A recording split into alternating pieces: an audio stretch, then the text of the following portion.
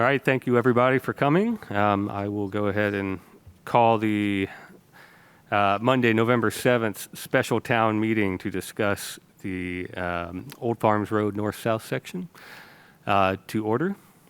So again, thank you everybody for coming. If you could go ahead and join me in the Pledge of Allegiance.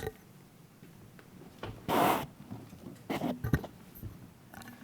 pledge allegiance to the flag of the United States of America and to the republic for which it stands, one nation, under God, indivisible, with liberty and justice for all. Okay. Yeah, you guys want to go ahead and go ahead and head down. At this time, I'll take a motion from the audience for a moderator for tonight, to nominate a moderator. Ann? I nominate Brian McDermott to be the moderator of this special meeting. Can I get a second? All in favor? Show of hands. Aye. Thank you. Ayes have it. Thank you very much. My name is Brian McDermott. Happy to be the moderator for this evening's town meeting. In accordance with the town charter, following the introduction and discussion of the resolutions tonight, the town meeting will adjourn to a referendum vote to be held at the Avon Senior Center on December 14th, 2022, from 6 a.m. to 8 p.m. I'd like to announce that Town Clerk Nick Hogan will act as clerk of the meeting for tonight. I would like to see if there's a motion out there to waive the reading of the call of the order. Ann Clark? Is there a second to that? All those in favor say aye. Opposed? The ayes carry. I'd like to call up Town Chairman Dan Polhamus. There you are. Yep. Okay, can I, actually, I'll go ahead and make a motion that the reading of the resolutions being presented to the special town meeting as stated in the notice be waived, and that the full text of the resolutions as made available to those in attendance at this meeting be incorporated into the minutes of this meeting. Can I get a second? All in favor? Aye. So again, you can find all this information within the packet. Just for the formality, just want to explain how the process is going to work tonight. We're going to have some presentations from town officials and a slide presentation about what the proposed resolution is.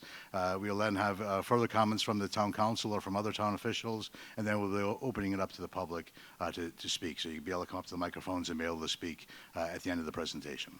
Turn it back over to Okay, so at this point, I'll just give a brief introduction. We're here to talk about the north-south section of the Old Farms Road project. This is a remarkable project in that through a lot of hard work by the staff, we have almost complete grant funding to cover this project. It's, at the same time, it's while it's one of the most kind of iconic pieces of Avon, it's also a fairly dangerous stretch of Avon. It's also a very expensive road for us to maintain in Avon. So I think as you look through this presentation, realize there's been a lot of hard work. There's also a lot of diligence to maintain this as part of Avon's character. So with that, let me turn this over to Larry Burrill. He's our town engineer. He's been the project lead on this and has really done a great job. Thanks. Excuse me. Thank you.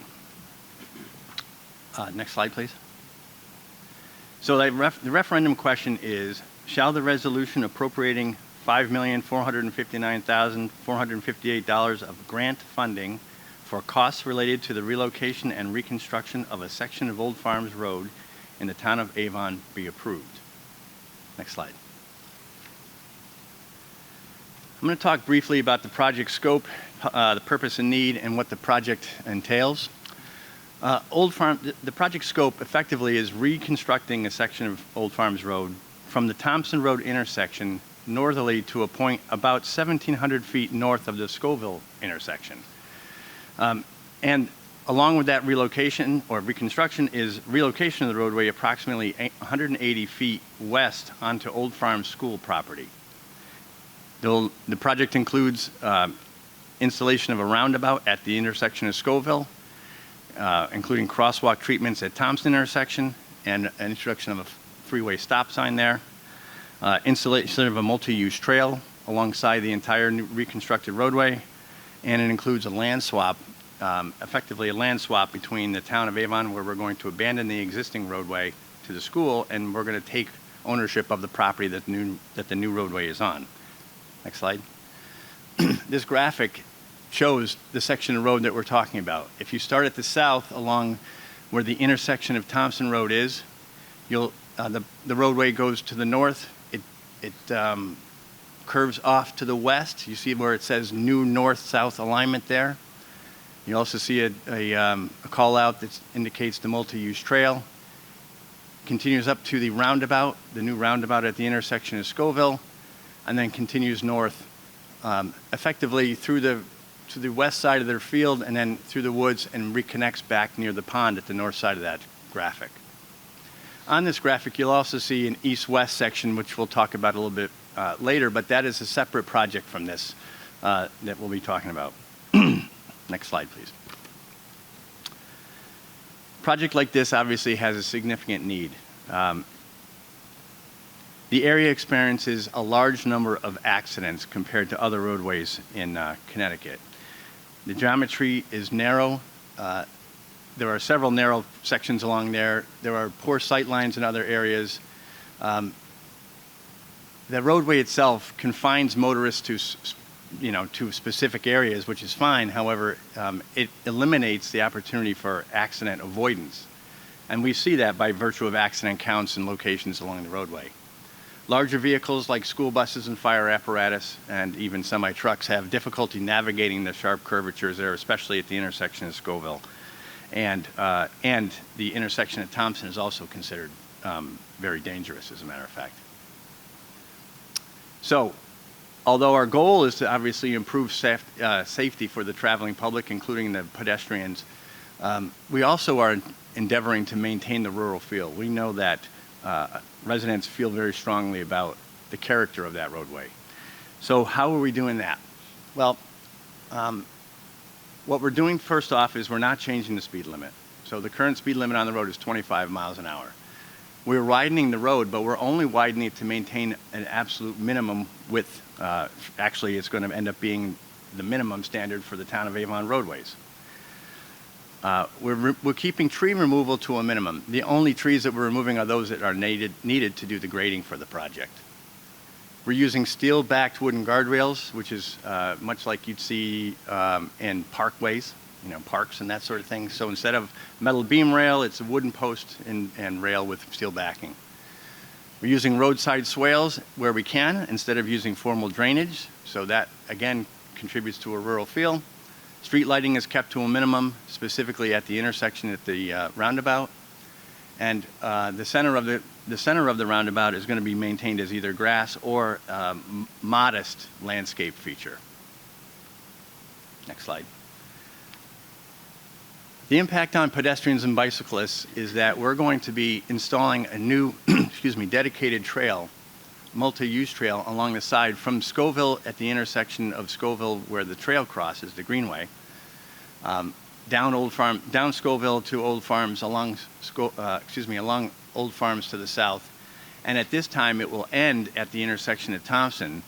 But as I mentioned, the east-west section, which is a separate project from this, is going to continue that trail so that it goes effectively from what we've called our MH Road facility past this intersection and all the way down to Fisher Meadows.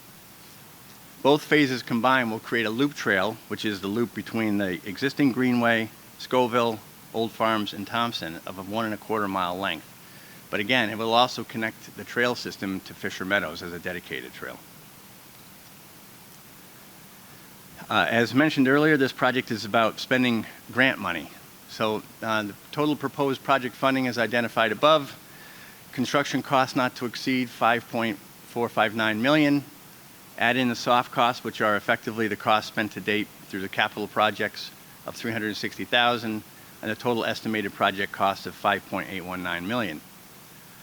Subtract from that the local transportation capital improvement program, or LOTSIP funding grant of $5.11 million, and then community connectivity grant that we were able to secure as well for approximately $350,000. Subtract out the $360,000 of the capitals already spent, and the net allocation to local taxpayers is zero. So again, this project is funded for construction completely by grants, by the grants programs.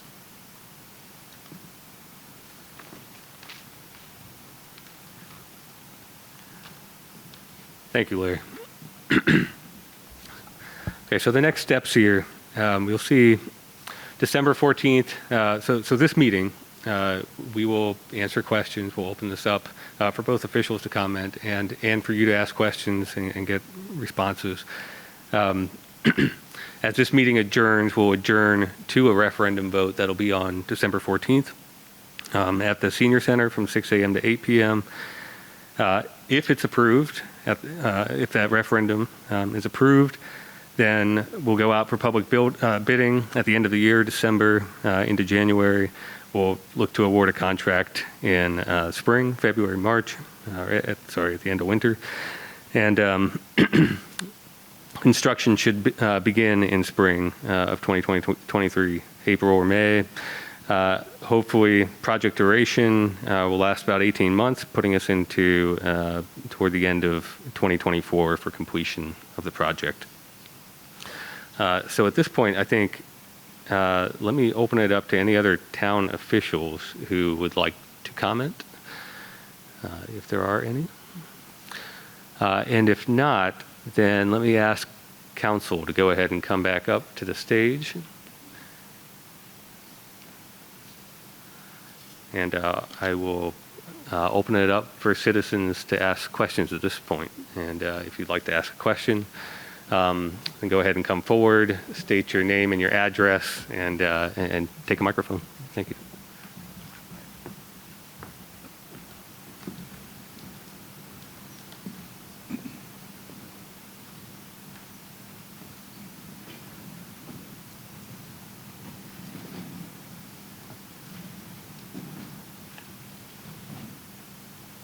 So as Town Chair said, Paul Hamas said we're going to open up the public question and answer at this point. We have two microphones at the front of the room. Please come up. You need to identify yourself and your address. We're going to try to keep comments to 3 to 5 minutes initially, and then you can come back for a second round as we go along. But yes, sir. Hi, I am Dan Schwartz at 34 Oaken Gates. I've been a follower of this project since its inception.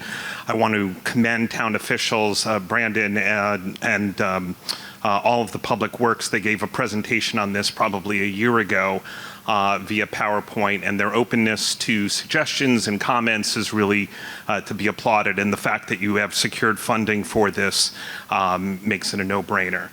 My questions are twofold. First, the multi-use trail that is being constructed now, where will that end? And is there it looks like that's not getting connected on Thompson just as yet. So I wondered if you could answer what's going to happen with that trail. And then secondly, do you have any timetable yet for when you might discuss phase 2, since a lot of the benefits of the program, particularly that other roadway, there are a lot of accidents. I know teen drivers, which we have in our family, are almost petrified to drive on that road. So wondered if you could address those two questions. Thank you.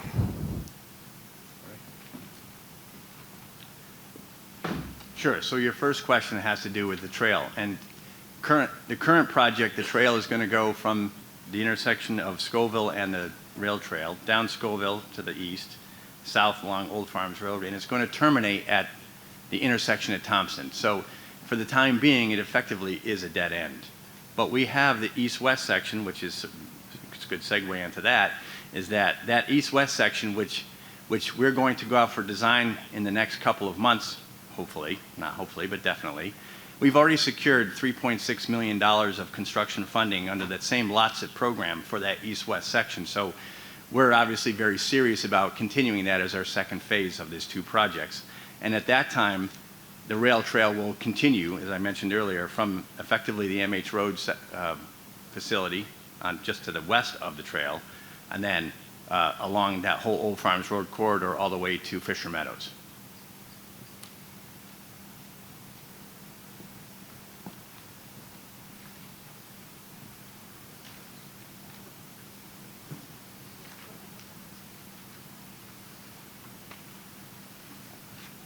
Hi there, I'm Chip Walters. I'm at 56 Stony Corners Road. I have a couple of questions, but I'll ask them. I'll let other people ask before I ask all of my questions. The first Can I ask you question, just to move a little closer to the microphone? yeah, so I can my hear you? first question has to do with the multi-use trail as well. I'm an avid cyclist. I'm a volunteer on the rail trail. I have a lot of interest in this, and I'm curious: is the intention of the multi-use trail to get pedestrians and cyclists off of Old Farms Road? Is there an intention to actually put restrictions on for people to use it, pedestrians and cyclists to use the roadway itself?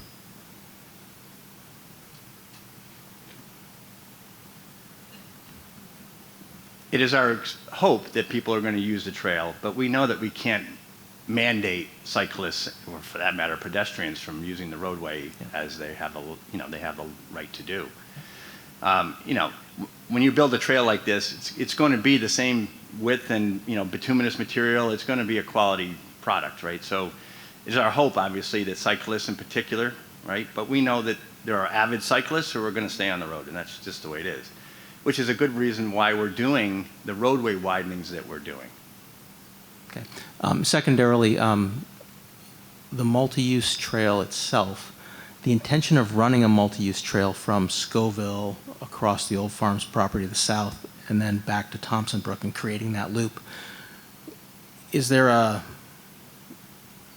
guess what I'm trying to understand is, what is the actual intention of that? Because we already have a rail trail that runs between Scoville and Thompson Brook, and so, or Thompson Road. And so if you do phase 2 and you run a multi-use trail down Thompson Road to Fisher Meadow, you've already accomplished that. And it feels to me like putting a trail in between the rail trail, Scoville, Thompson again, is just spending money and taking more trees and more space and making that area less scenic.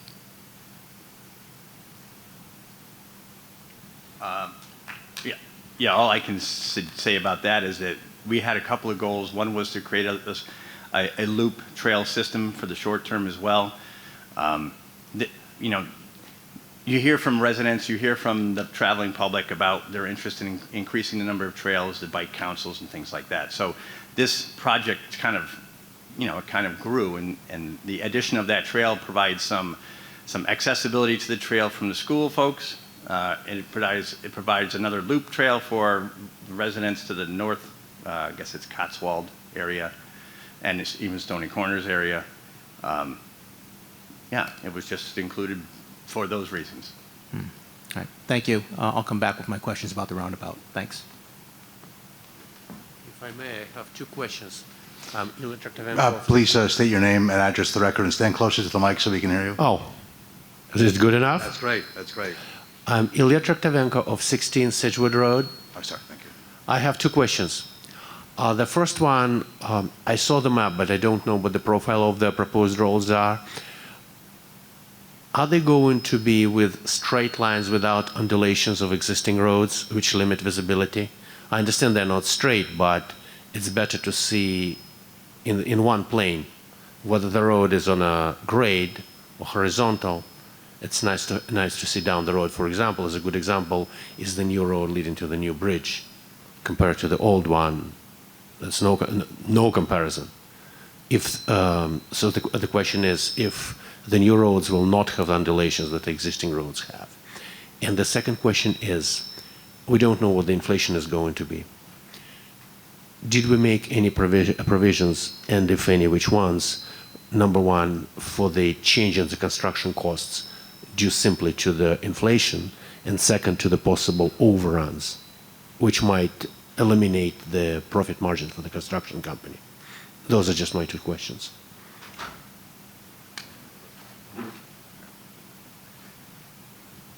So relative to your first question, the road is not flat. It's not going to be on a single plane, but the design includes significant efforts about improving sight lines. So that is another valid reason why we're doing the project. But there are areas, there's a concept in the industry known as a clear zone that involves providing the adequate sight lines and call it accessibility for the, for vehicular traffic to navigate the roadway safely, even with obstacles or obstructions in the roadway. So the design part of that project, of this project, is current standards, current federal standards, frankly. So there will be no issue in terms of sight line and being able to see traffic coming, seeing around corners and things like that. That's another. It is in fact another, reason why we're doing the project. Second one has to do with answering or talking about inflation and the impacts of cost of goods and services. So the project, because the Connecticut DOT mandates the way you estimate these projects, and they put in pretty significant contingencies. As a matter of fact, we have I would say even added contingencies on their contingencies. So having said that, you make a good point. Like, we have 5.4 plus $1 million to do a project that the engineer's estimate currently is significantly less than that. So we feel very confident we have more than enough money to do the project. We hope we believe we're right on that.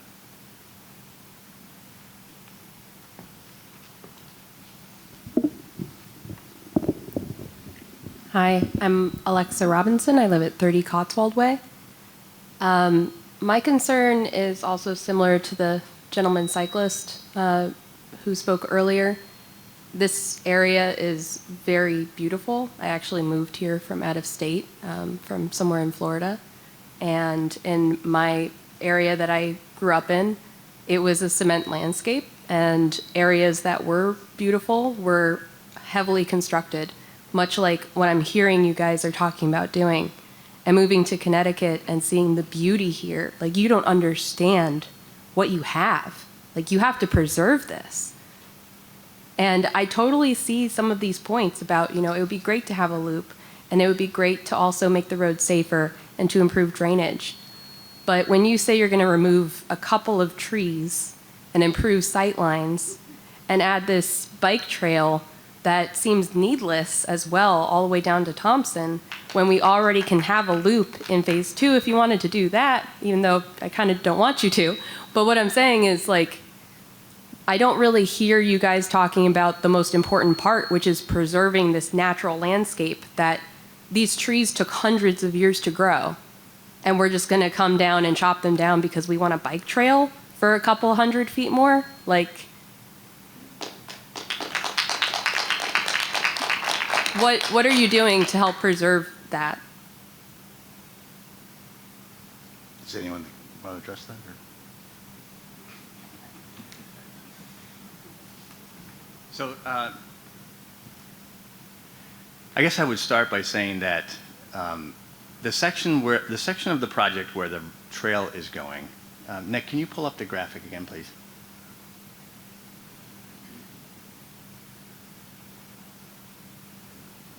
Back one.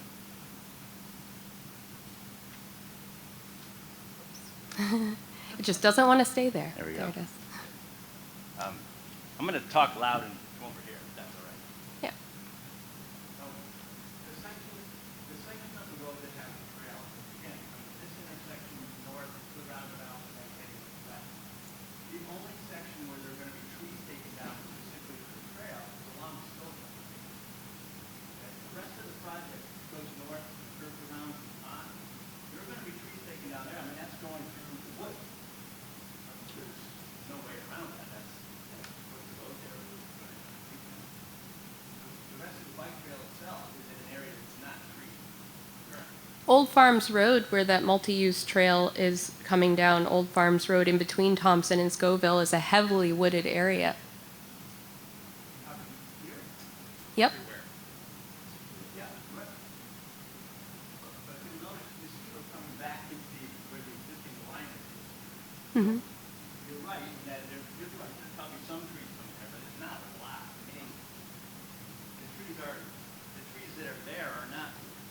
there's not a lot of trees along that corridor that are going to be impacted by the trail. But it sounds like the goals of what you're trying to achieve do not require that portion at the very least. And you can still have the loop, and we could still have our trees if you didn't add the multi-use trail from this roundabout that you're trying to create to Thompson Road. I mean, from what the cyclist earlier said, I'm sorry, I didn't catch your name. But it sounds like from the rail trail, we don't need that portion. And we could preserve a lot more of our beautiful landscape, and you can still have a lot of the rest of the project and save money. Yeah, I mean, that, all I can tell you is it was included as part of the project from, after hearing resident interests and whatnot. Well, but that's why you have hearings, right? And let people know Right. about it, because just because one person wants it doesn't mean everybody does. So one thing I might suggest is that, tonight, the project has already been through an iteration. This project has years of history, as many of you in the audience probably know. The purpose of tonight is to get input from the public, and really for the public to make their points about whether or not the grant funding should be accepted for the project. But the design at this point it's complete. We're at approximately 90% design, which is what gives us such great confidence in the estimates that we're providing to you. The trail portion of the project, the bike ped aspect, has been part of this from the very start. The idea of the loop from Scoville running down Old Farms back up to Thompson, and then the connection going from Thompson all the way down to Tillotson, with the second phase, the east-west section, coming at some point in the future, has been baked into our planning for the project from basically since inception. So if that helps to clarify anything.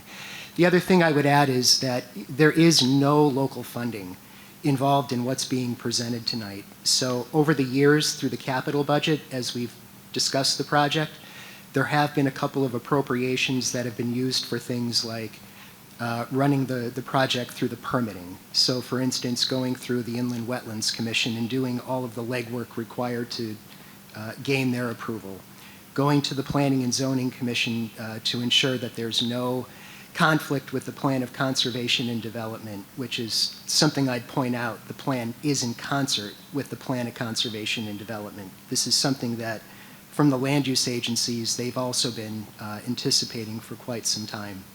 So the purpose for tonight is to get the comment for the public to make their views clear, and ultimately the action the public will take is to appropriate the grant funding, which will have no impact on the tax levy.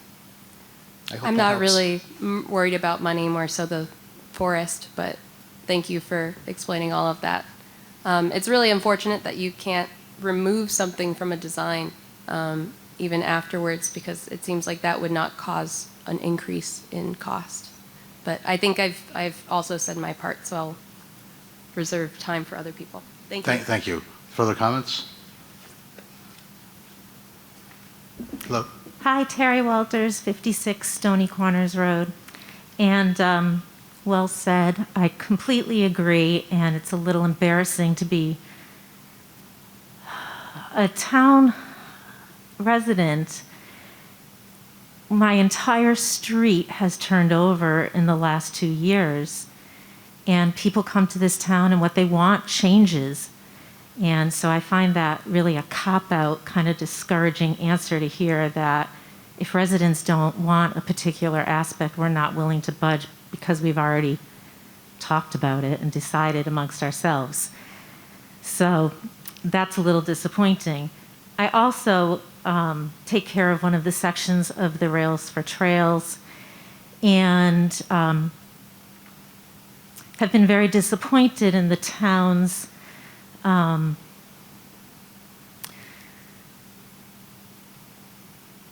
inability to take care of the trail, or to take care of the trail, I should say, at a minimum. I happen to live in a section where there's an extremely steep drop-off, and when replacing the fence, most of that drop-off was no longer covered. They took out the old fence, but now there's still a very large section that's quite steep. And I'm not complaining about that as much as I am concerned about creating another trail that will require maintenance when part of this project is because we can't afford the maintenance of the road as it is. So why create another Rails for Trails that's a duplicate that already serves what we have with our Rails for Trails, which is just another area we're going to have to maintain.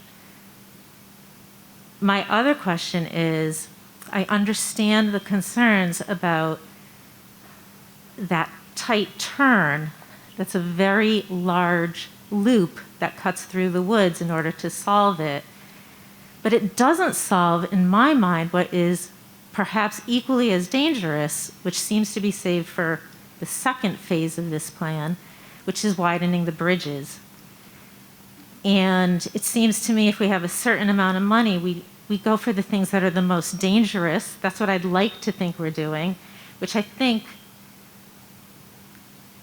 leave less impact on the environment and create more safety and get more value for our dollar, which is what I'm interested in seeing. I moved here because of that road, because of the beauty, and because I wanted to drive it every day. So I'd like to see it safer. I'd like to see 18-wheeler trucks not allowed on that road. And I'd like to see the changes that we're making minimal and impactful. Thank you. Hi. Take one off this side, yes. ma'am. Hi, I'm Mary Ann Smith, 13 Stevens Street. Mostly it's, again, what other people have said, but is there anyone in charge of the aesthetic value of this? I mean, what's happening? I mean, when I use the trails, I'm very bored by the Avon version of our trails compared to Canton, Farmington, other towns near us. There's nothing there. Like, it's barely cut, mowed. Like she's saying, it isn't by, we're not getting any of that aesthetic beauty that is around Avon Old Farms Road. And I love driving on that road. I'm sorry if people are driving too fast. They shouldn't be driving so fast, so they won't have a problem with those curves. I mean, that's what makes it beautiful. But I understand the roundabout. That's a helpful alternative. But I just think that someone should be in charge of what's this going to look like? Are there going to be benches? Are there going to be, stopping points? Is there going to be a visual, we have beautiful burning bush all along Avon Old Farms Road. Is that going to be replaced? I mean, just little things like that that make it so beautiful. And I just think there should be someone in charge of that. Thank you.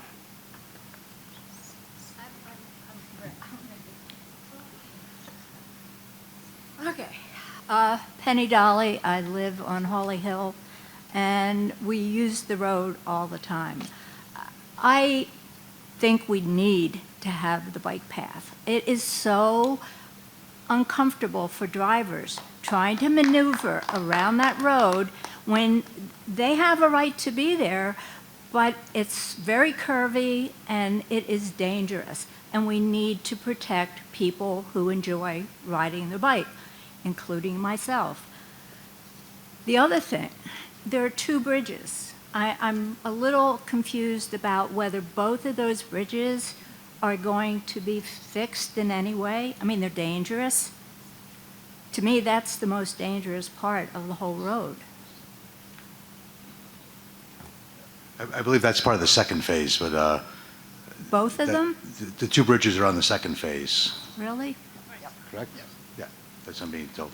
I mean, I almost got hit coming around the corner, where the stone wall is by the school, and a big truck. I do not want to see those big trucks on the road. That's very dangerous.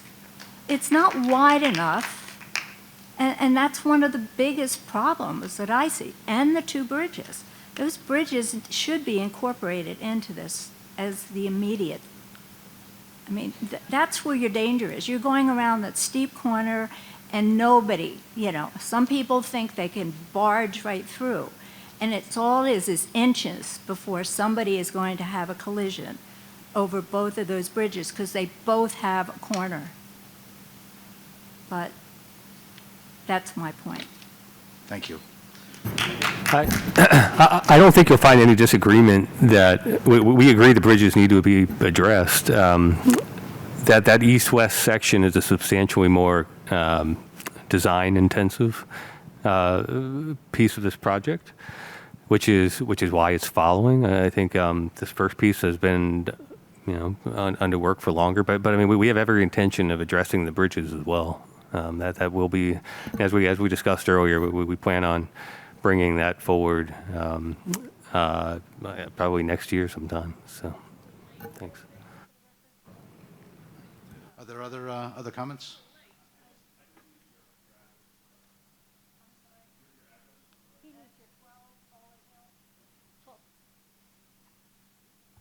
Hi, Valerie Farrow, 88 Daventry.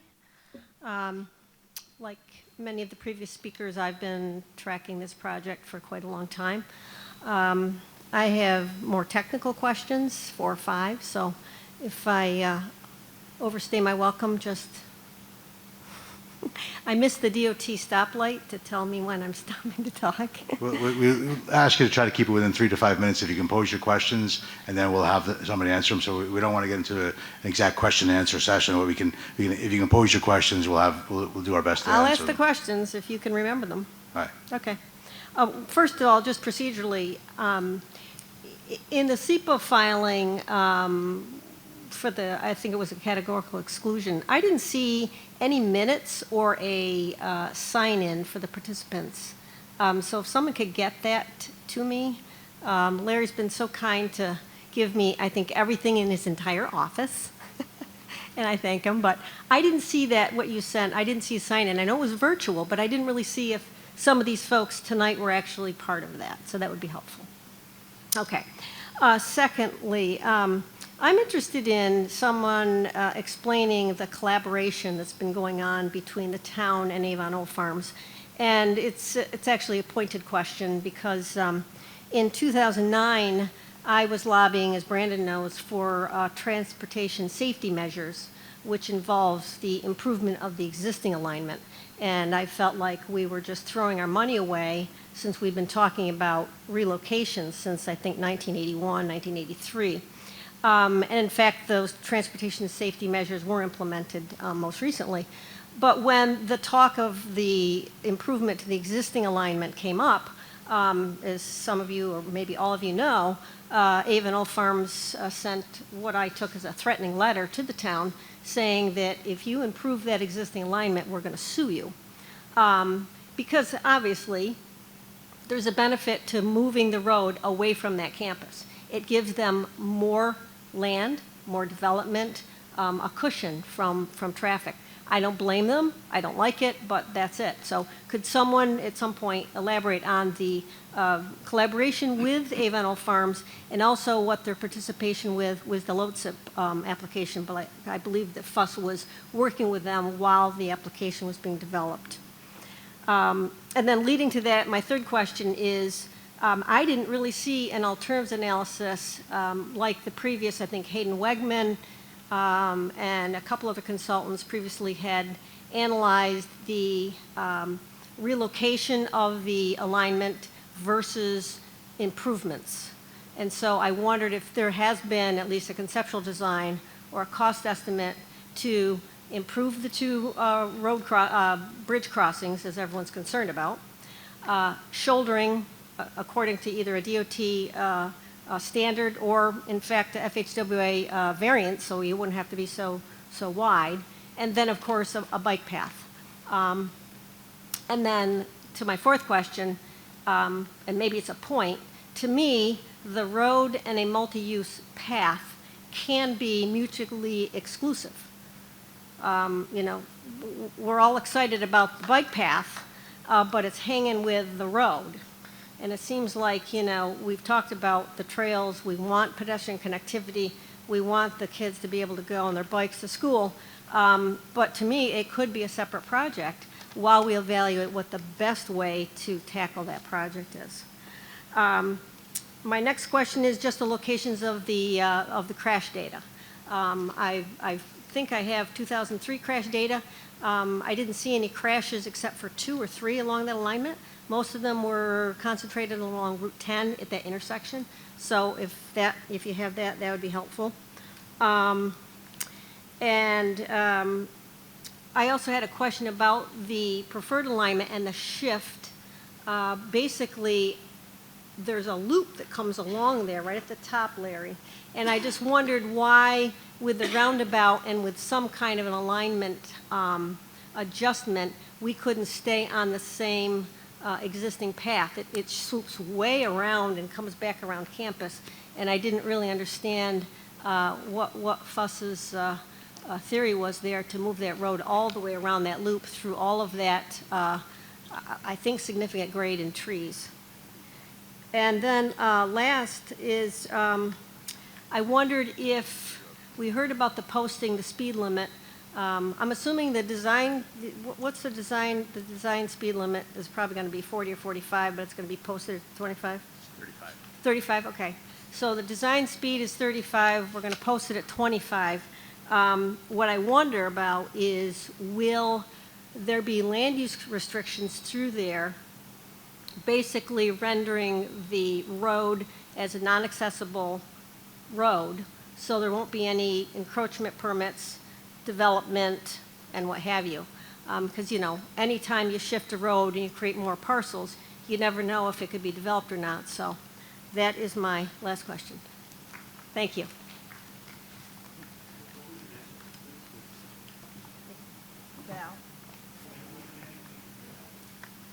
Valerie, V-A-L-A-R-I-E, Farrow, F as in Frank, E-R-R-O, 88 Daventry.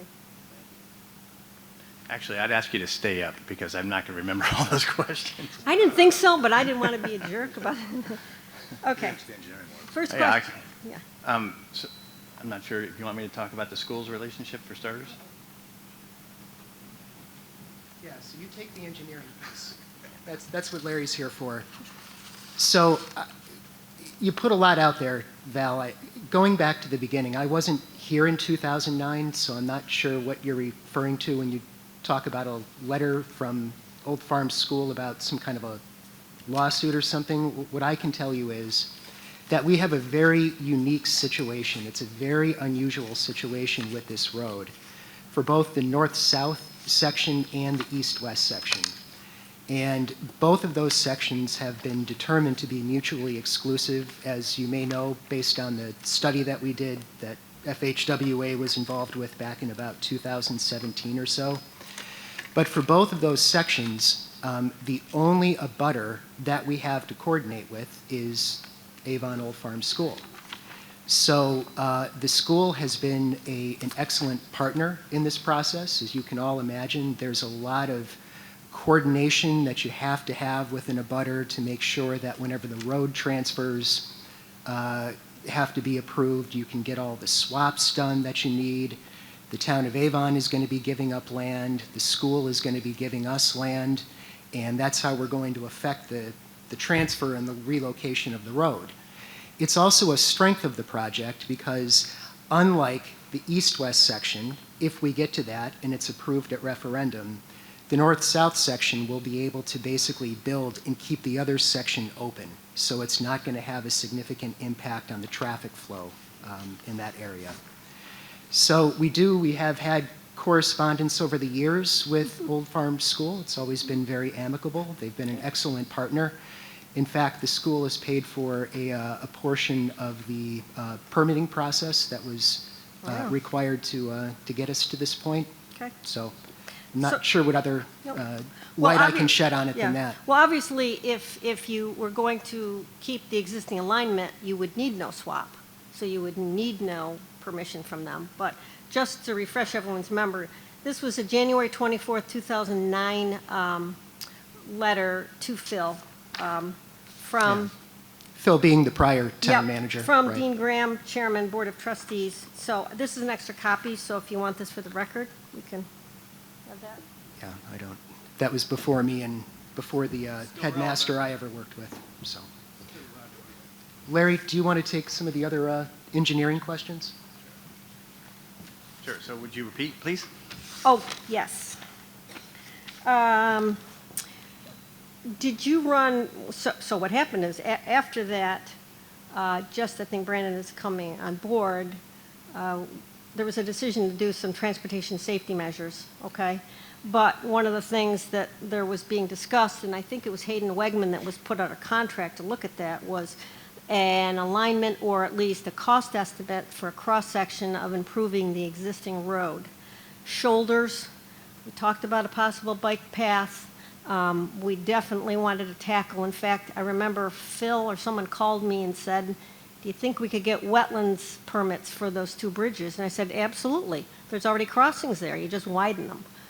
So I know that was being discussed and evaluated, but I never really saw a cost or really a graphic. So I wondered if that still exists, or in fact, if you told us to do it, this time around.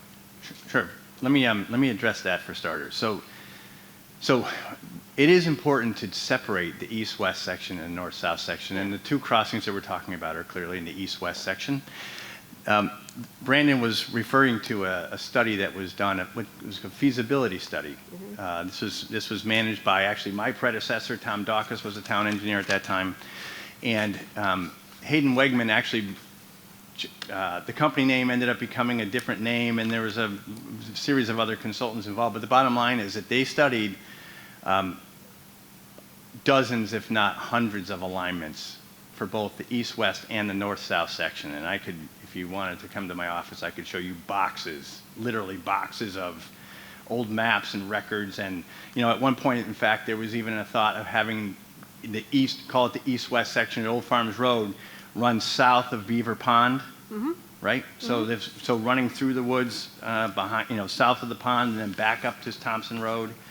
That was a big part of the feasibility study. There were many alignments looked at, both through that section as well as the north-south section, pushing it further towards the rail trail, pushing it actually onto the campus even, and whatever. And the bottom line is that, first of all, that east-west section going south of Beaver Pond was considered, it was constructable, but it was not economically feasible.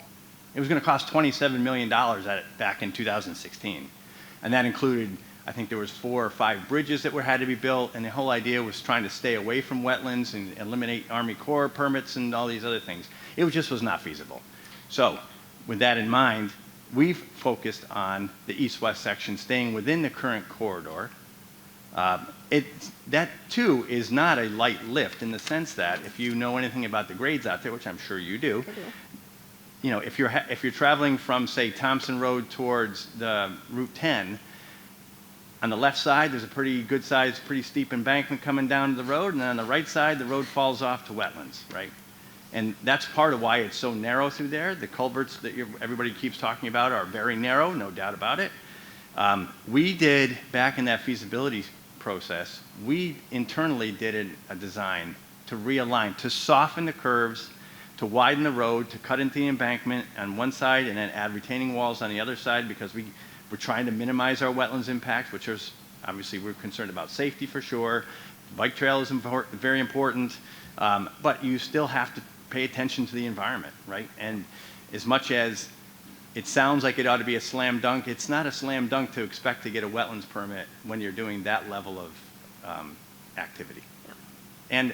And the east-west section, unlike the north-south section, because we're having such little wetland impact, we can do that. The Army Corps permitting for the north-south section is self-verification, so it's basically a formality.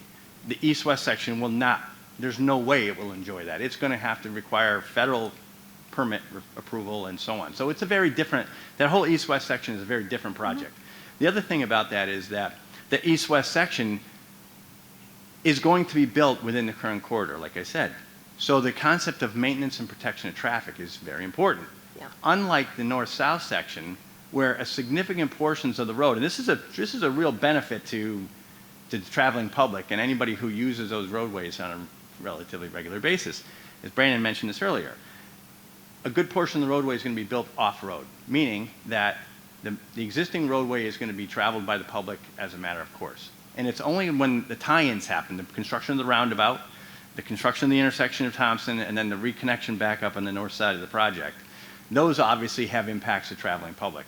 But it was a true bonus, frankly, in some respects, to be able to push the road out of the existing alignment. There were other reasons to do that, by the way, some of which were for the benefit of the school, to be fair, and that's why, as Brandon mentioned, they have contributed financially, significantly actually. They paid for the SEPA process, for example. They paid for the roundabout design, for example. The land swap is significant in that we're going to get a lot more land in terms of, for the corridor than we're giving up. So there were some real benefits to the town to be able to do it this way as well. Thank you, Larry. One other thing that comes to mind, and this, again, thinking about this project, and for those of you who have been following it, in concept, it's been around since about 1968, right? So that's the first time it was identified in the Town Plan of Conservation and Development. So I recall, Val, when you were engaged, maybe 2013, 2014, we had that, the evaluation done in 2017, I think it was delivered, where they looked at all of those scenarios around the east-west section. And it's important tonight that folks recognize we're talking about Thompson Road North. This discussion is kind of focused on Tillotson Road West. So at that point, once we moved away from the concept where we would be relocating the east-west section all the way down and around Beaver Pond on the Old Farm School project, once we moved away from that because of cost and permittability, that's when we had the determination found that the projects, the two pieces of the road, had independent utility. And because we had holdover, and now I'm going to get really nerdy in terms of the acronyms, but surface transportation money from a prior award, it was like $350,000 or $360,000 back when Tom Maziar's was at Krog, as you might recall. Yep. That's the money that we used to kickstart the north-south section. Because of the more straightforward permitting with the north-south section and the legacy of that original grant award, and the complications of the east-west section, not the least of which are environmental, that's where we decided to move forward on the north-south piece. So I think if you go forward, and was it, Larry, remind me, was it Wegman who did that study? Hayden Wegman. Yeah. It was Poe, right? Yeah, Po Chang. So back in 2017, Larry's got a copy. Yeah, And I was I know talking for about the- 2007, actually. The What's studies that? I have are 2007. Yeah, I have so a lot- 2000, 2007, 2013, 2017. Right, so a lot, I mean, there's been a lot of additional And I activity, understand right. frankly, the segmentation, because if you linked them together, you probably wouldn't have gotten approved. But, so last question I think was left was the crash data. Can I just interrupt just for a second? 'Cause we've gone with Yep. about 20 minutes talking. I just want to get the chance for other people to have a statement. You can come back up again and ask another Yeah. question, but I just want to think make... we're just waiting for crash data, to where the locations are, the crash data. That was left. Okay. Yeah, that was actually pretty quick. Actually, Nick, if you can go towards the end of, after the slide that says questions, I think 3 slides past that.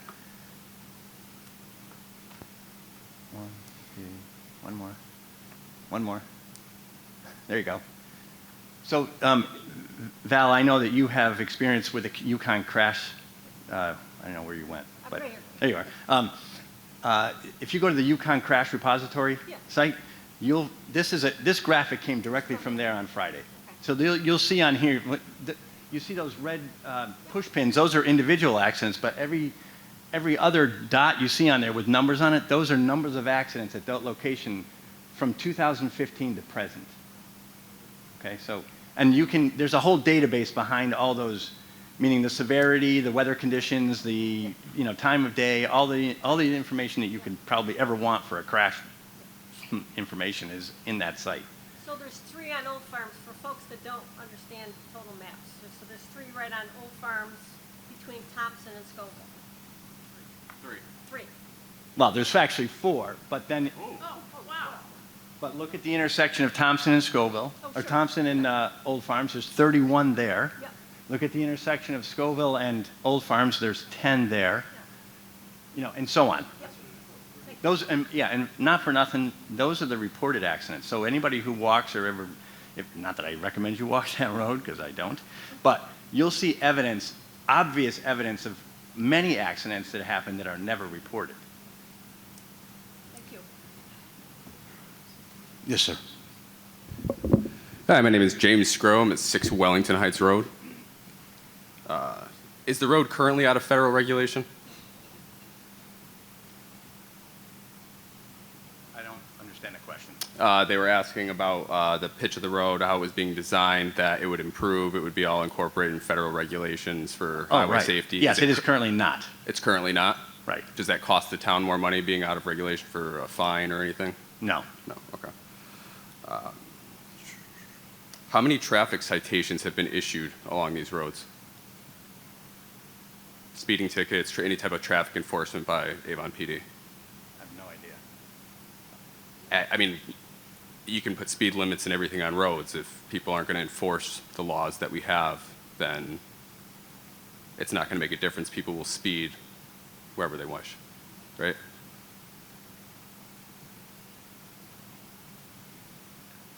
Out of those accidents, what's the level of alcohol involved with those accidents? Again, if you go and look at the crash report, or I can even, you know, provide it, I suppose, but it's available online. There's all kinds of variables that go into it. Now, as far as, you know, can I stand here today and tell you that how many of those were involved with any impaired? I have no idea. Like, I don't know. I have no idea. I think I would assume that a lot of that has to do with that. I drive that road every day, driving my son to school. It's a beautiful road. It's something I've seen my entire life. It just seems like we're constantly looking for ways to, as you know, the woman said earlier, redevelop the wildlife and the natural habitat that we have out of there. We had the Avon Village Center project, but developed over 100 acres. It's semi-abandoned. I would describe it as that. It's created much more traffic in the area for local residents, and the sidewalk doesn't even connect the community to that. And we're spending $5 million to cut a road through the woods so Avon Old Farms can have a buffer. We still pay state taxes, so that money still comes from us.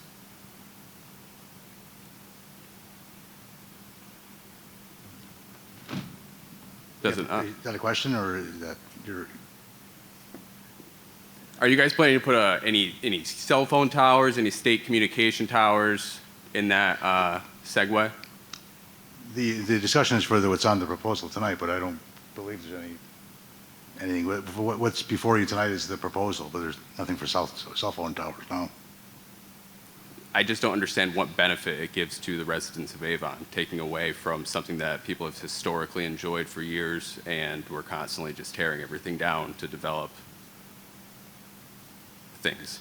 We're giving these projects to out-of-state contractors. They come in, they move into the hotels in town, and then it's just a big truck stop for 18 months.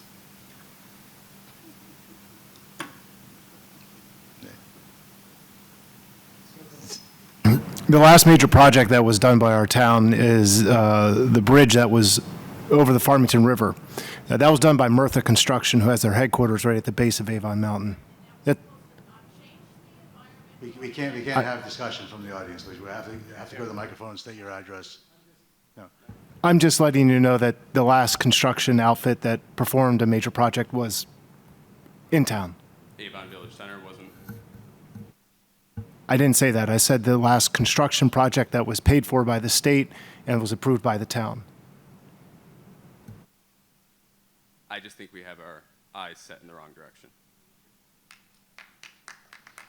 Are there further comments, questions? Yes, Penny? Hi.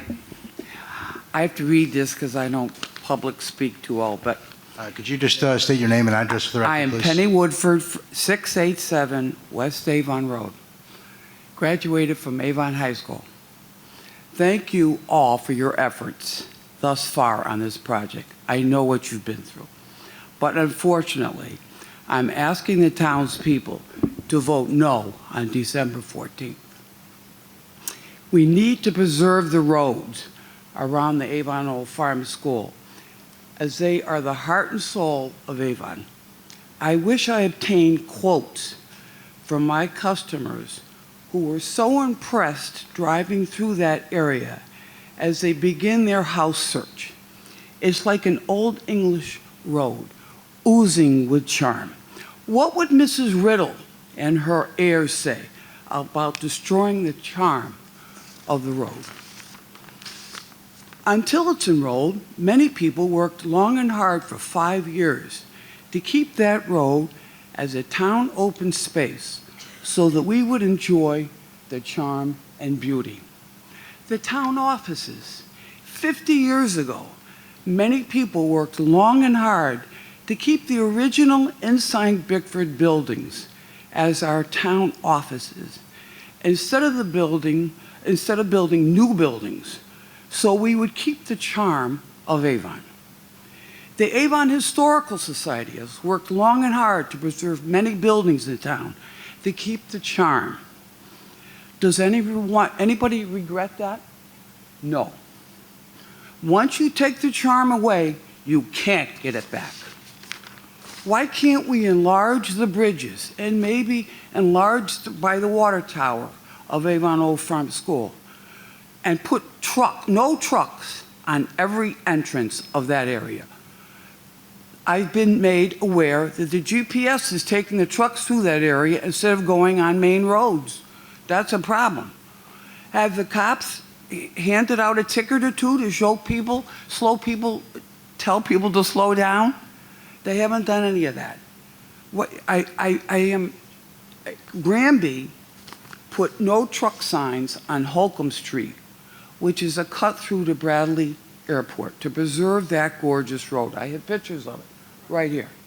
The town of Farmington didn't put a 4-lane highway through the town when they did the road over to cut down on traffic and make it safer. They didn't care. If you have to go through Farmington, slow it down and get through their town. Just remember, Avon didn't just happen. Lots of people worked very hard to preserve the charm and character of our town. Let's keep it that way. Thank you. Yes, sir. It's over this side, Anthony. My name is Joseph Gilberti, 45 Longview Road. We don't have a way to project a photograph, do we, sir? We don't have a way to project that. Okay. Well, it's a picture that I took today of Old Farms Road. And when my wife and I moved here in the early 80s with our young family, it was because of the road. I heard that before spoken here, and I'm very surprised to hear people saying things that I feel and I've experienced. We came upon that road by accident, and we were just astonished by it. And then we could move wherever we wanted, and so we moved there. And we stuck our neck out and bought 98 Cotswold Way, a house. Our kids have grown up, and all of us have driven that road. None of us have crashed. Now my boys are grown up. We don't know anybody that's crashed because we're careful. And obviously I'm against this, and I want to thank everyone here. Look, I know you guys work hard, you're professionals, and you're doing a lot of things right in the town. So, I mean, don't misunderstand me. It's our job to we're here to listen too, and we're listening, but it's your time to listen to us. And you might not be aware of these sentiments and what other people experience. So, I mean, when we lived there, we would have, if guests or people came, we would get comments like, one comment was, "My God, this is God's country." Okay, so I know you guys talk about we all want to preserve and preserve, but we can't get it both ways. The entrance from Route 10 that had the two brownstone structures, now they're put apart, but that had trees, that had charm, and now if you look at it, it is a total aberration. I mean, nobody with any aesthetic sense is going to look at that. Boulders and some chairs that are from here to the wall distance. It's just, it's like, it's bizarre. That is not preserving aesthetics. Now we're getting the same lip service. It's going to be preserved, but you can't have it both ways. You can't have this wide road. And on page 4 that was mailed to every citizen in the town, it's saying why this is needed is for safety. Okay, who can argue with safety? There have not been any fatal accidents that I'm aware of, pedestrian or bicycle accidents, in 100 years there. I don't know how you could improve on that. Then we get into, another point that I don't know if nobody from the DOT is here as a representative? No? Has anyone heard of, I mean, it just occurred to me that new cars have sensors, accident prevention sensors. And if you're into a situation where you're texting or daydreaming and you're going into that narrow where the bridge is, which I agree with everyone, why are we not putting priority to fix the narrow bridge? I mean, I hire engineers. I could do it myself, and for $100,000, I'll widen that thing. But yet it's still not done. We're going, and so we're building this fantastic road, cutting down all these trees, which we're going to use diesel fuel, thousands of gallons of diesel fuel, cut down all the trees that are absorbing CO2 and exhaling oxygen. What becomes of the other road? Is it going to the school? Is it going to be used as a road? Will it be developed? Has there been any talk of development later? Because if there is, this all makes sense. I mean, if you took that road in front of Old Farm School and created parcels at $300,000 a parcel, you got another $5 million going somewhere. Has there been any talk of development? Can anyone say that there has not been any talk of development? There has not been talk of development by the school. Or by the town. It's school-owned property. No, I mean, in general, in this project, in the organization, has there been any talk of future development for residents, let's say? No. Well, let that go on record then. Okay, I hope. And if there was, someday in the future, wouldn't you guys be against that? I mean, I'm for development. If someone were to build like this Pope Riddle architect, if she developed, she would have developed beautiful medieval houses. She was a member of the Medieval Society of Cambridge. She built that school because of the road. The road was there before the school. So, but what would end up coming up is McMansions. That's what would end up there, the usual big old cheap 8-bathroom McMansions. Okay, I'm almost done. You're giving, the cars are going to have sensors. So they're going to, all future cars are going to have automatic accident avoidance. So all of this worry about these crashes, it's all going to be computerized. And I wonder if the DOT is starting to see that or acknowledges if that's even in the factors. But the stats that you give, the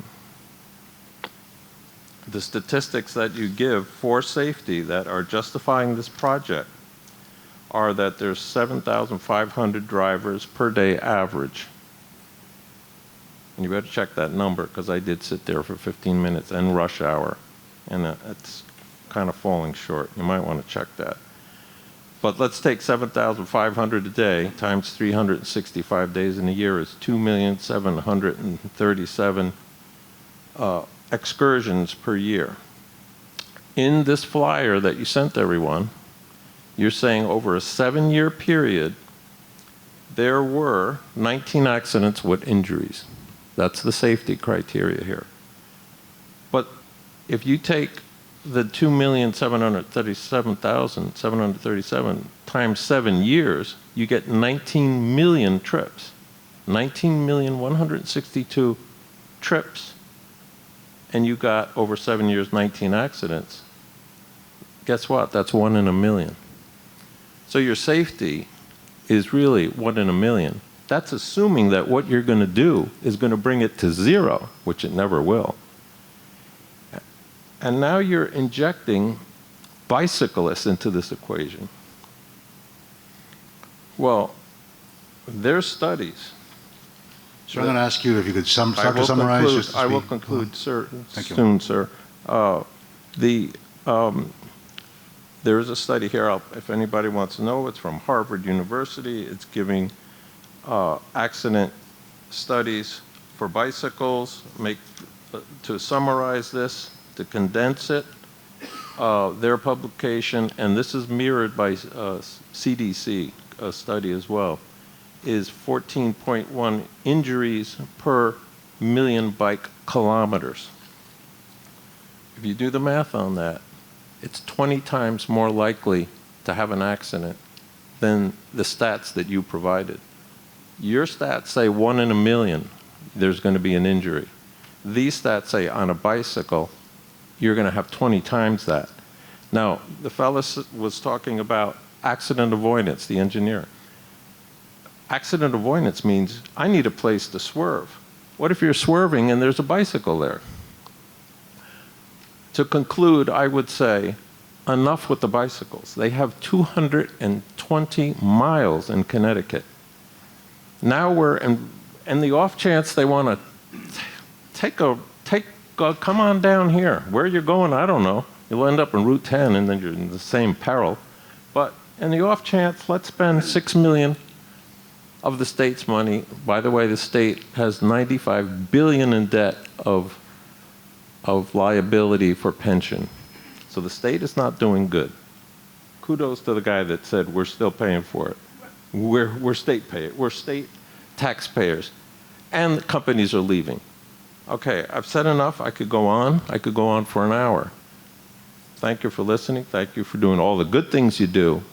But I ask you guys, in the privacy of that voting booth, that you just say, I'm listening to these citizens, and you know something, this is irreversible. Let's just enforce the speed limit. Thank you, sir. All right, you're welcome.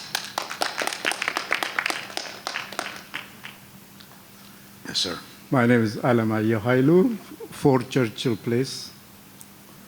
Just to reiterate, when I moved into this town about 15 years ago, the only reason that I got attracted to this area was because of this road.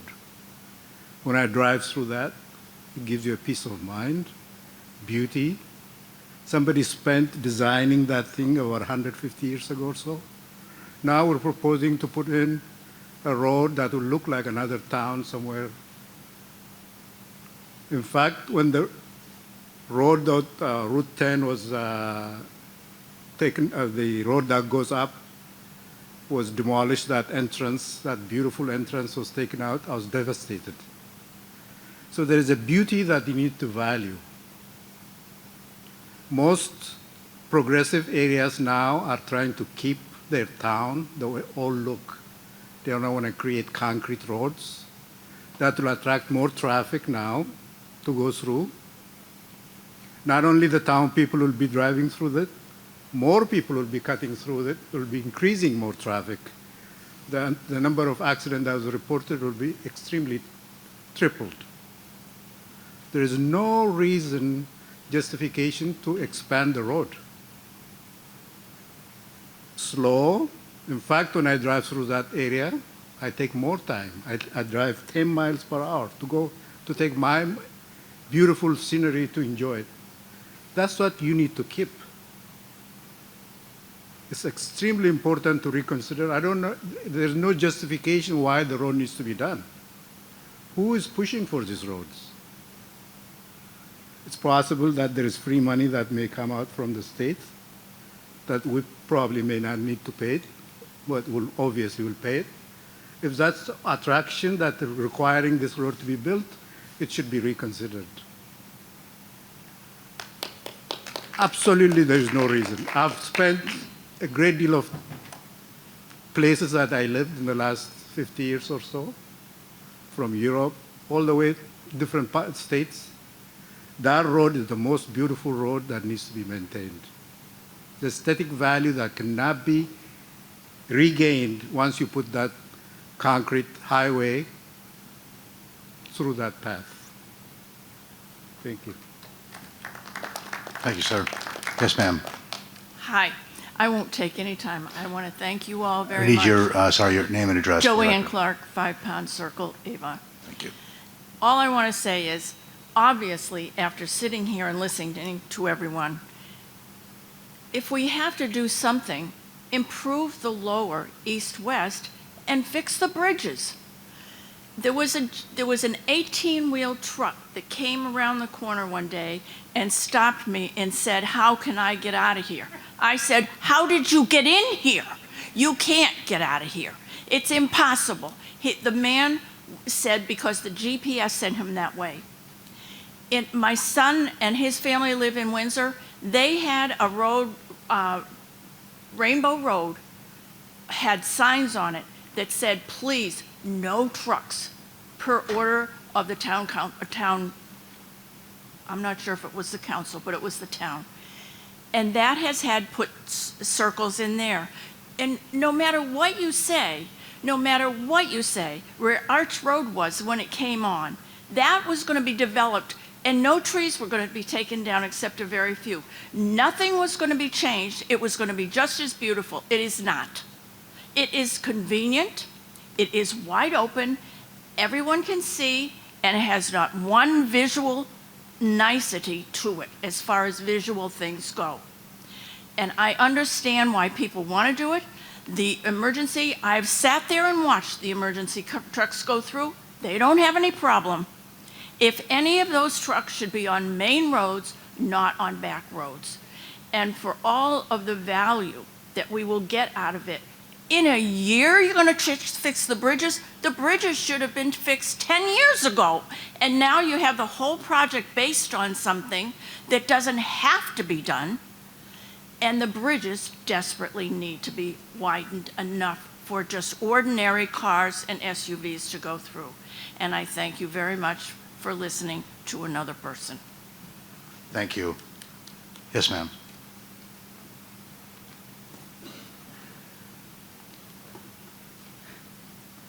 My name is Elaine Widmer, and I live at 45 River Knolls in Avon. I have 2 questions. I'm not an expert on road sizes. I guess I'm curious as to what the size of the current road is, and you say you're going to keep it to a minimum. What the size of the road will be at completion, the proposed road. Proposed road is going to be 26 feet wide, but 11-foot travel lanes. And what is it today? Much narrower. It's not a consistent parallel width right now. But you have an approximation. Yeah. I think that it goes from 21 feet to 24 feet. So you're widening it 2 feet, is what you're saying? Right. Only 2 feet? Well, more than that in some Shoulder. places, right? The pavement width, Sean, correct me if I'm wrong, the pavement width is 26 feet, so 13 feet from the center line on each side. There's going to be, the side stripe is going to be striped at 11 feet with a 2-foot paved shoulder. Okay. Thank you. And then in terms of accidents, there's a lot of talk about accidents. It was a question I had, and I wonder about the number of accidents that are caused by the trucks that are on there.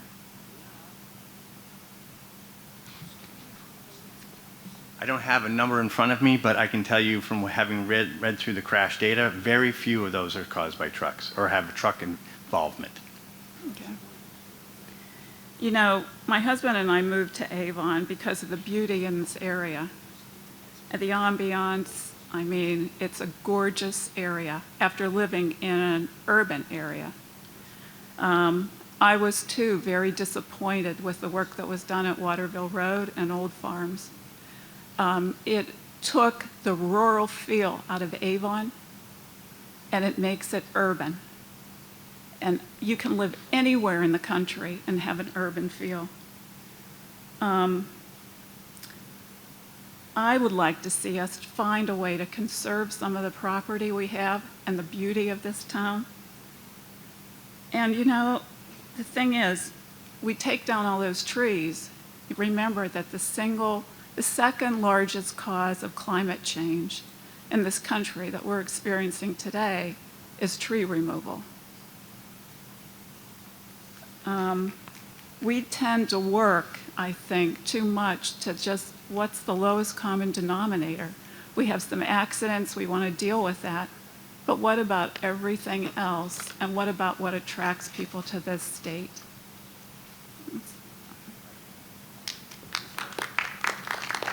Thank you. Are there any other comments? All right, I live You still need on- to state your name Okay, for the record Penny again. Dolly, and I live on 12 Hawley Hill. We live on a limited local. Years ago, it's a steep hill, and years ago, there were more potholes than there were road. We, as a community on the road, paid, with the help of the town, to turn it into a limited local. Is that about the size that this road will be? It accommodates 2 cars. We have the edging on there. I'm curious. It's just a small cul-de-sac. I'm sorry, I didn't catch the road name. Hawley Hill. It's Right. right off a country club. So as a cul-de-sac road in Avon, the new road that we're talking about is going to be 2 feet wider than, so the limited local road is our lowest size standard in Avon, according to our subdivision regulations. And those roads are I believe they're 22 feet wide max, or minimum. Okay. So it's actually, So, it's actually 4 foot wide. I encourage everybody, you drive up our street. It's fine. I mean, I don't see repairing Old Farms Road. The beauty is driving past the school. The lovely ambiance is 90% of what everybody is seeing. If we make it safer and take care of the bridges, that's really, it's important. We're not going to destroy the look of this town. I mean, I've lived here since '73. I mean, we all enjoy how beautiful it is. It's not a concrete jungle. And by taking down a few more trees, it still will not be a concrete jungle. We'll still have the beauty. We have a ton of trees. We probably have more trees in Connecticut than any other state. I think we need the road fixed. I think it's going to be a big benefit, and once it's done, it can still be attractive and safe at the same time. Thank you very much. Any other comments? Yes, sir, for the second time? Yep, thank you. Just quickly, Chip Walters, 56 Stony Corners Road. Can you just review the process that was gone through to arrive at the scope of the project and where input came from for that? Because the reason I'm asking is it feels like we did a lot more scope to this project than was actually necessary, and I'm just not sure where the input came from to arrive at it. And maybe I'm just in the dark, but I'd appreciate just a review of how it came together. It will take many meetings to go through the process that was followed to get to where we are today. And I'm not going to spend hours to do that, but I'll tell you that it's been on the Plan of Conservation Development to reconstruct this road with various alignments considered since 1969. Like I was talking earlier, there are literally boxes and boxes of historic records from studies and environmental impact statements and Federal Highway and Army Corps and DEP and Connecticut DOT and Capital Region Council of Governments and beyond. There are thousands and thousands of pages that many of which happened before I've been here, I've been in Avon 15 years, and they happened long before I got here. Brandon and I are relatively new here. You know, Brandon's 12 years, I think, 11 years, right? Right? You know, and we have a lot of history with this, even in the time that we've been here. I'm not really sure how to answer your question other than maybe to invite you to my office and I could throw you to the basement and let you look.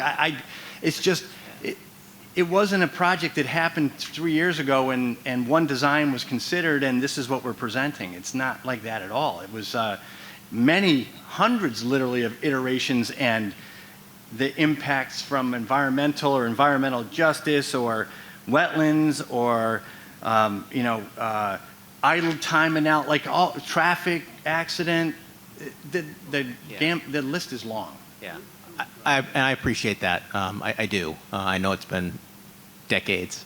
The final design of it feels like it came in a mailing, and it was sort of like, this is what's done. It's going to be $5.5 million. We don't have to pay for any of it. We're not voting to pay for it.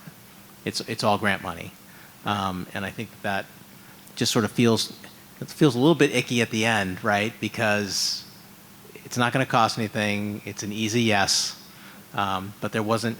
I don't know. I just feel like there was no real opportunity to provide review in the open about what's the scope of this thing that we're going to do.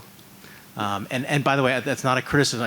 It just feels that way, and that's kind of, for me, disappointing, and I can't decide whether I'm disappointed that there wasn't more push of information to get more engagement, or if it was less, if it was more on my part for not having been more participative in it. So I thank you all for the work that you've put into this. I will express, though, I'm a no on this because I just think it's way too much scope. I think that this multi-use trail is kind of gimmicky, and it's a huge cost increase that's redundant to what's already there with the rail trail. But I get the safety aspects of it. I just think that this could be done differently. Thank you. I just want to mention quickly, I appreciate your comments. I've only been on council since November, and I know that I've been presented information about this several times. So, and I totally understand. It's very hard. We all have really busy lives. To be able to access the information. And I know there's a long legacy to this project.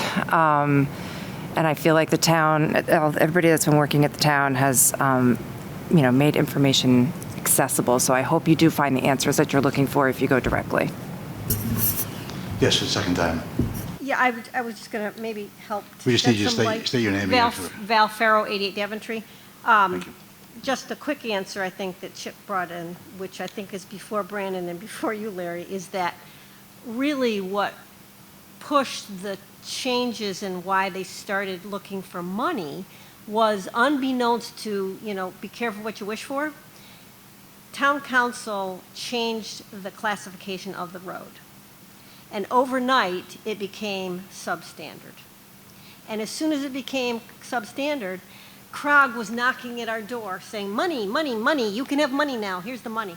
Prior to that reclassification of the road, we weren't eligible for any of the money, and we were still looking at it because it dates back to literally the 60s, you're right. But the real push for the money and these larger alignments didn't really come to head until the road was reclassified. Sure. Again, I'm not sure what you're referring to, but another framework around this that may be helpful is I can assure you CROG, which for those of you in the audience who aren't familiar with the acronym, it's the Capital Region Council of Governments. So all of the towns in the Capital Region are members of this organization CROG. And CROG is a very important organization for planning purposes, but it's also a conduit for transportation funding. So when funding comes from the federal government down to the states, then as far as, you know, the capital region is concerned, a lot of that federal funding goes through the state, and then CROG is the conduit to the towns for the funding. And CROG has not been knocking on our door. We've had to mud wrestle at CROG for years, particularly with the Transportation Committee. And there's something you should all know about the Transportation Committee. The Transportation Committee is staffed by town engineers and directors of public works from CROG member towns. So for a project to get through that process, which ours have gone through 3 iterations, we had 2 awards for the north-south section of the road through the LOTSIP program, and then another award for the east-west section of the road. That means that Larry had to convince, and the other members of the Transportation Committee had to be convinced by the project scope and all of the background material that it should be approved to the detriment of their own projects. So just interesting in terms of, you know, CROG is not knocking at our door. No, I'm just saying that in the early along- 2000s, okay, we'd been looking for money. I agree with you. We were looking for money, and I believe the story is CROG said you have to, because you're on the hierarchy. There's a list you go through to get your money through CROG, through FHWA releases. That's how you do it. We kept asking, we weren't getting it, and I believe the direction was to reclassify that road. And by reclassifying it to the next standard up, it became deficient, it met more criteria from FHWA, and therefore more money was accessible to us. That's all I recall. I could be wrong, but I think that's what happened. There is truth to the idea that the road was reclassified as a federal aid road.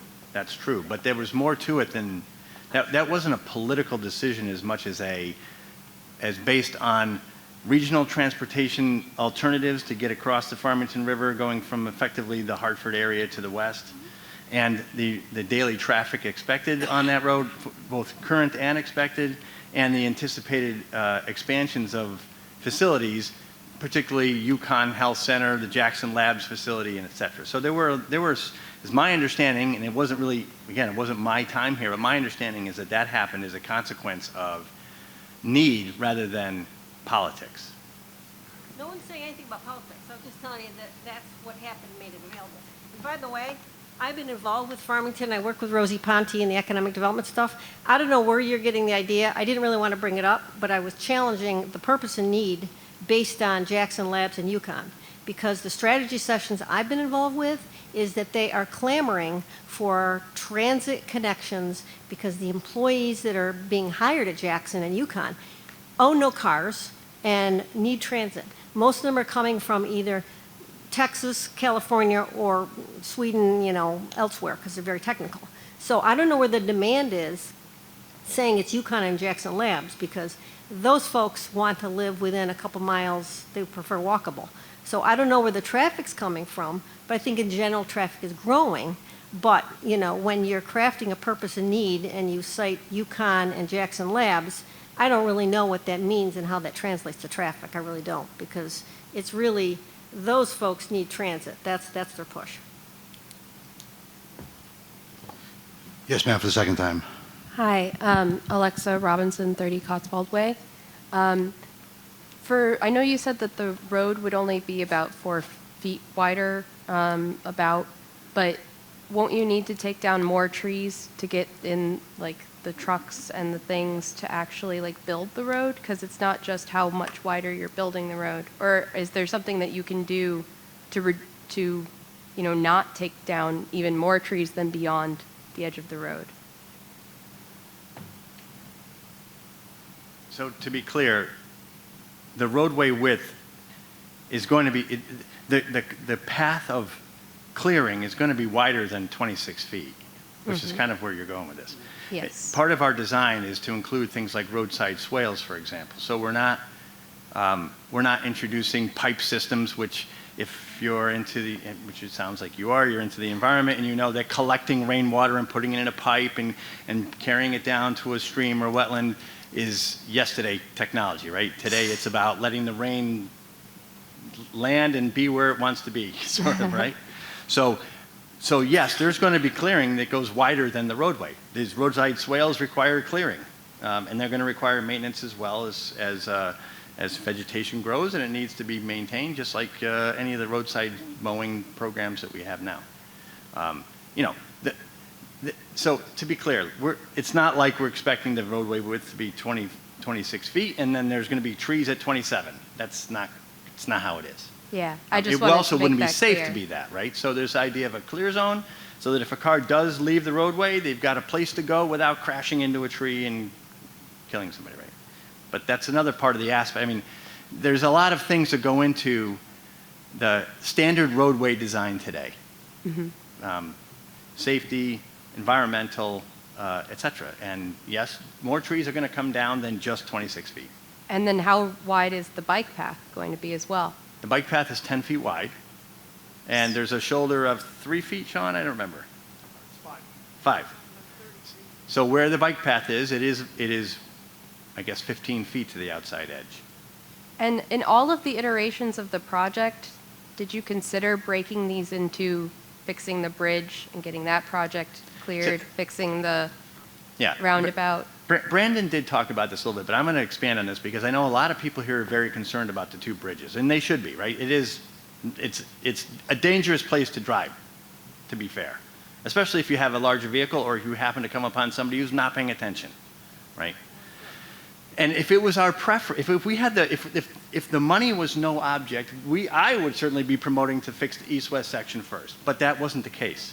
There was, as Brandon mentioned, there was this STP urban money that was available. It was queued on. You know, it was available to us from a long time ago, and bits and pieces of that money were used to further studies, feasibility study, for example, that we talked about earlier. Some of that money was remaining, and it was dictated to us that money had to be used on the north-south section. So we had a choice. We either give up that money, which was actually greater than, it was in the neighborhood of $1.3 million. It was either give up that money or prioritize the north-south section, add it to the lot zip money that we could get, and then proceed with the project. We knew full well that we were still going to pursue the east-west section, but we wanted to take advantage of the funds that we had, and we broke the project. The project was broken into two, as Brandon mentioned. It was identified as having separate utility. Both projects had separate utility, meaning the Federal Highway Administration recognized the value of both projects independently. So that's why we pursued the north-south section first. It wasn't necessarily a question of desire other than to be able to take advantage of funds that were available. And I understand that, but just because the money's there, I don't think that means we need to spend it, especially on this particular project for me. My vote will be definitely a no on the north-south section. I think that the east-west makes more sense to me personally, but having this many accidents since 2015, to me, is not enough reason to spend this money and to destroy this natural beauty that I don't think you really appreciate how unique it is, because it truly is unique. Thank you. Thank you. Yes, ma'am. This side first. My name is Debbie Elcock, 195 Burnham Road. I was born in Avon, and I've lived here most of my life. I've lived in other places, and I've come back. That road is the most beautiful road I've ever seen. I can't reiterate what so many other people have explained so articulately here tonight.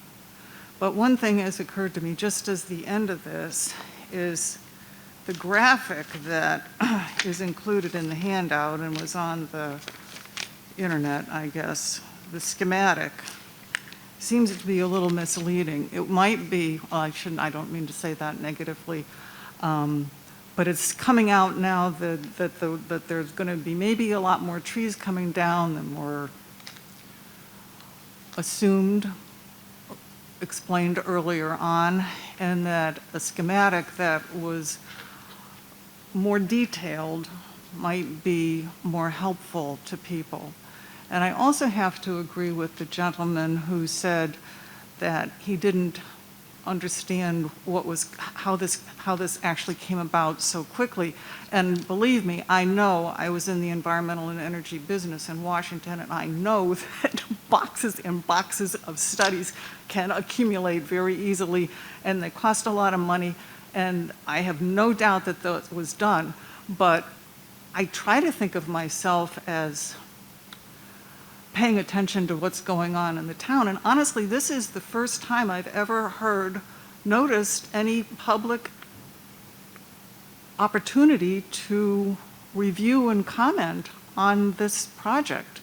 And I have to say that I drive that road all the time, and of any part of it that needs to be improved, I was actually shocked when I saw that it was the north-south and not the east-west. Thank you. Thank you. Yes, ma'am. Mary Ann Smith, 13 Stevens Street. Question for the panel. I understand that people work in the town of Avon. Do you all live here in the town of Avon? Can I get who lives in the town of Avon on the board? And the people involved in bringing all of this about, was that town people?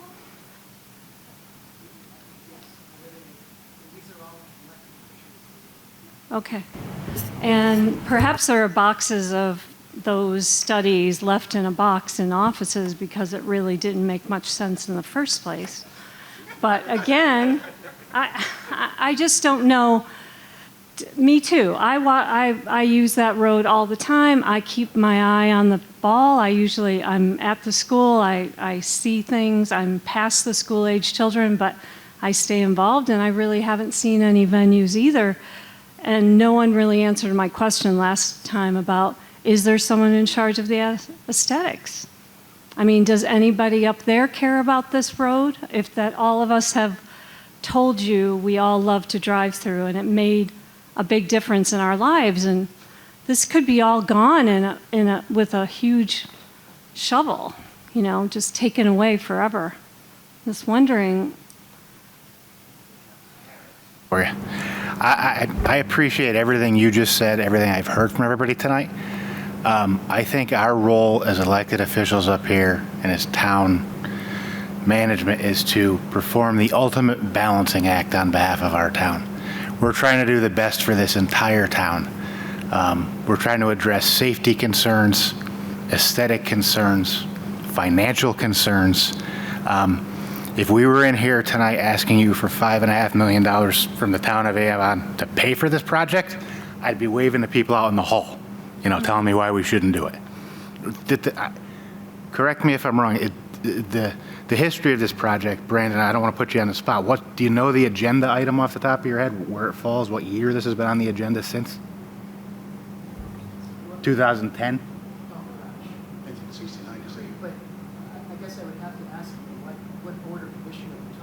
No, I'm just talking, I recall in our town council meetings.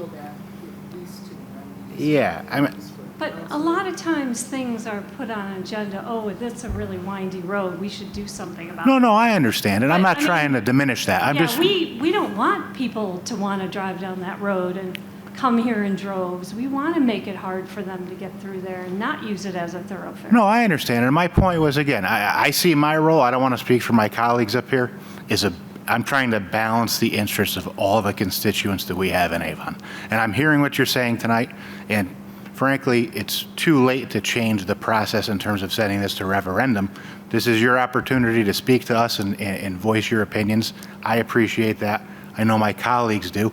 The next step is to vote. That's the democratic process. Go out and, I know how I feel about the project. I think balancing the interests under the circumstances, we're doing the right thing. But I'm only one guy. I'm one taxpayer. I'm going to go to the ballot, and I'm going to do what I want to do. You folks have to do what you have to do. And I appreciate the comments, but I want you to understand where we're coming. It's a balancing act. I get it, but I wish we had this forum a long time ago. And lastly, who's in charge of policing this road and making that kind of thing, like signs we're talking about, no semis, putting some tickets out there? Who would make that decision in the town? Policing the road would be the responsibility of the Avon Police Department. But who would decide that was urgent matter, a matter that would be something to take up. Like, why are semis going down there? How do we change the Google? How do we make them not pick Avon Old Farms Road as a Google? You know, people follow that without even knowing what they're doing. Just wondering. I would also just want to quickly address you were asking us for comments. I moved here 15 years ago, and I had the same reaction that so many people have mentioned about the beauty of that road. I moved up from Fairfield County. It was really congested. It was one of the reasons, one of the things about Avon that really struck me. So I really do appreciate all the comments about that. And over the 15 years that I've now lived here, my kids play soccer, so I have to drive them down to Fisher Meadows all the time. I have had so many near accidents I think the cars are getting bigger. There are, big, personally owned trucks.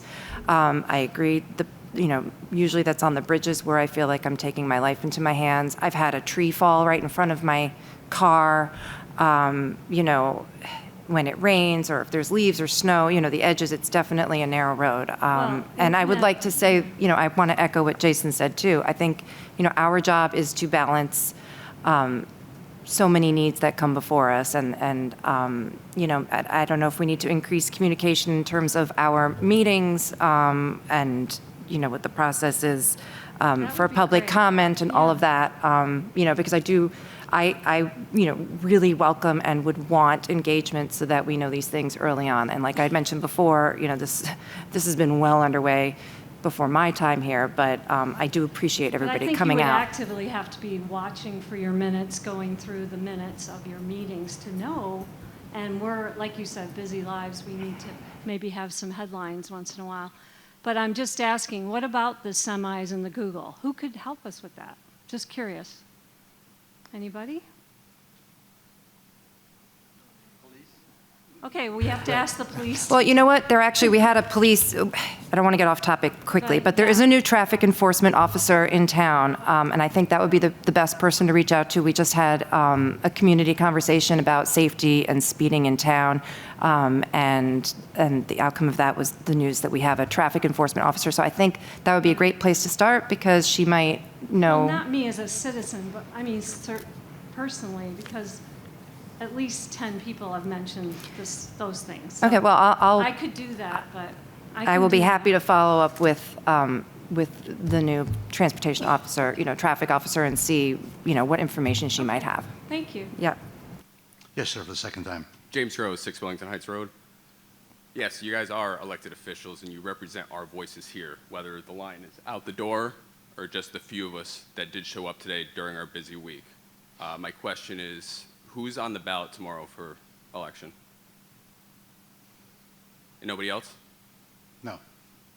Because I will remember your names, and I will remember to always vote against those names, despite party lines, because of the choices and the eyesight that you guys have put on to focus this money when much more accidents happen on 44. I'm sure much more than those numbers that you're displaying up there. This obviously benefits somebody down the line. We're not getting the full story of it. This has not been brought. I am very active on the town website, seeing when things come up. This is the first time I've seen the public be able to have their voice heard. And if you're telling us that it's so late in the game that there's nothing that can be done about it, you're not echoing our concerns. You're not echoing our voices. I've been to other countries where people have said, oh, you're from Connecticut? I went to Avon Old Farms, or I had a friend that went there. Do you know that road, that area? They come back here, it's not the same. And if you don't believe it, look what you guys did in Avon Village Center. Look what you've been doing with everything with development. You go out 44, it's all for lease. You guys need to focus on what's important and what's best for the people of the town. That's what elected officials do. Thanks, sir. Just to remind you, there is election for this proposal coming up on December 14th, so you do have the ability to speak then. It's not up to the individuals up here, it's up to the voters of Avon. Yes, ma'am.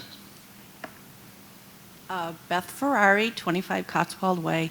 I have more basic questions. Can we go back to the slide with the actual drawing of the project? 25 Cotswold Way. because I'm kind of a visual learner, so I need to know a little bit. Can you walk me through, so if I'm driving on the road, so it says where Thompson is and Old Farms, it says new three-way stop. Like, there's just Thompson and Old Farms, so what's the three-way? I'm confused. Do I have to stop now on Old Farms? Right now, the only stop sign is on Thompson. It's coming from Thompson. Right, so now instead, all three directions are going to stop. Okay. All right, so that's new.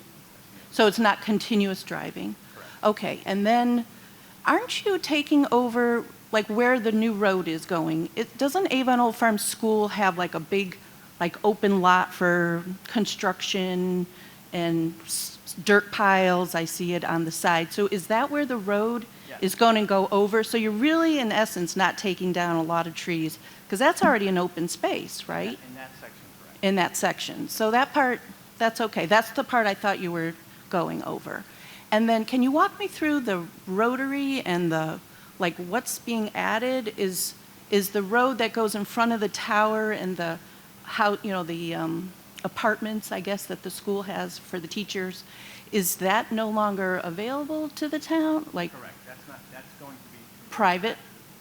That's going to be given back to the school as Okay. part of their entrance. Okay. So really we'll have 3 roads that are town roads. Okay. So that upper part is a new road, access road. So it just loops around. Okay. And a second question is, I haven't heard anything about plantings. Will you be replacing some of the trees that can get cut down? Can you plant them with oaks? Like, is there provision for some replantings? We have funding available to do landscaping along the roadway. But Okay. But obviously, we're going to be, we aren't going to jeopardize the safety or design. Right. But that whole, like where the road is now, why wouldn't we plant trees? Why wouldn't we, you know, if you're going to be ripping up the road, right, tearing it up, and it'll be, Right. So the road where it is now, that's going to revert back to the school. Most of that is going to be, the pavement is going to be removed. It's going to be loamed and seeded for them. So Okay. that's their, it'll revert back to their property as we take ownership where the new road is going. all right. Could we ask for some plantings of some trees? Oaks are the best tree to replant now, you know, for host plants and things like that. Yeah, I mean, we can't tell the school what to do in terms of landscaping on their own property, but Okay. we have the ability to do landscaping on what will become the town right of way. Okay. It was just a suggestion because, you know, if we're cutting down some trees, maybe they can help out by being a good neighbor doing that. I think that's it. Thank you. Yes, sir, for the second time. Salamayo Hailu, yes, for Churchill Place. As far as the process, I know you mentioned tomorrow is to be voted on this for yes or no? What is the process for this? December 14th is the vote at the senior center from 6 a.m. to 8 p.m. on December 14th. For the town to vote on it? Yes. Okay. For the third time, before you give a third term, I want to see if anybody else has not spoken yet. All right, go ahead. I was just going to say, for my third go, Chip Walters, 56 Stony Corners Way. My only other question is, are there additional drawings that have not been shared with the public of the project, including things like from the roadway? How wide is it going to be that it's wide open in that, so that people can actually see what they're buying, as opposed to just a map of what's actually being created? I'm just curious if those are available and if they can be shared with townspeople. Right, so we're at 90% design on this. There are 100 drawing sheets, maybe. Great. Including details and typical cross sections and that sort of stuff. Great. Can those be made available? Sure. Thank you. Anyone else? Yes, for the second time. Debbie Ilcock, 195 Burnham Road. I just wondering, could you just put in the stop signs at Thompson Road and Old Farms Road? It seems like that would do a lot. I mean, you have to spend $5 million to do this, and you can put 3 stop signs. That's part of the project. That's one thing. Another thing is, I believe the gentleman, I'm not sure I know your name, but was saying about a balancing. I'm assuming that what you're hearing tonight is what you're going to consider in balancing, because correct me if I'm wrong, but I don't think I've heard anybody in favor of this project. Well, yeah, no, I don't mind speaking to what you're saying. I think there's a little confusion maybe about the whole process, right? This has gone through a long process like everybody spoke about tonight, and there's been many, many town council meetings and other board meetings that talked about this project through the years. And when we got to the point as a council to decide to get this process here, we voted, if I recall, unanimously to get here tonight. I'm almost positive.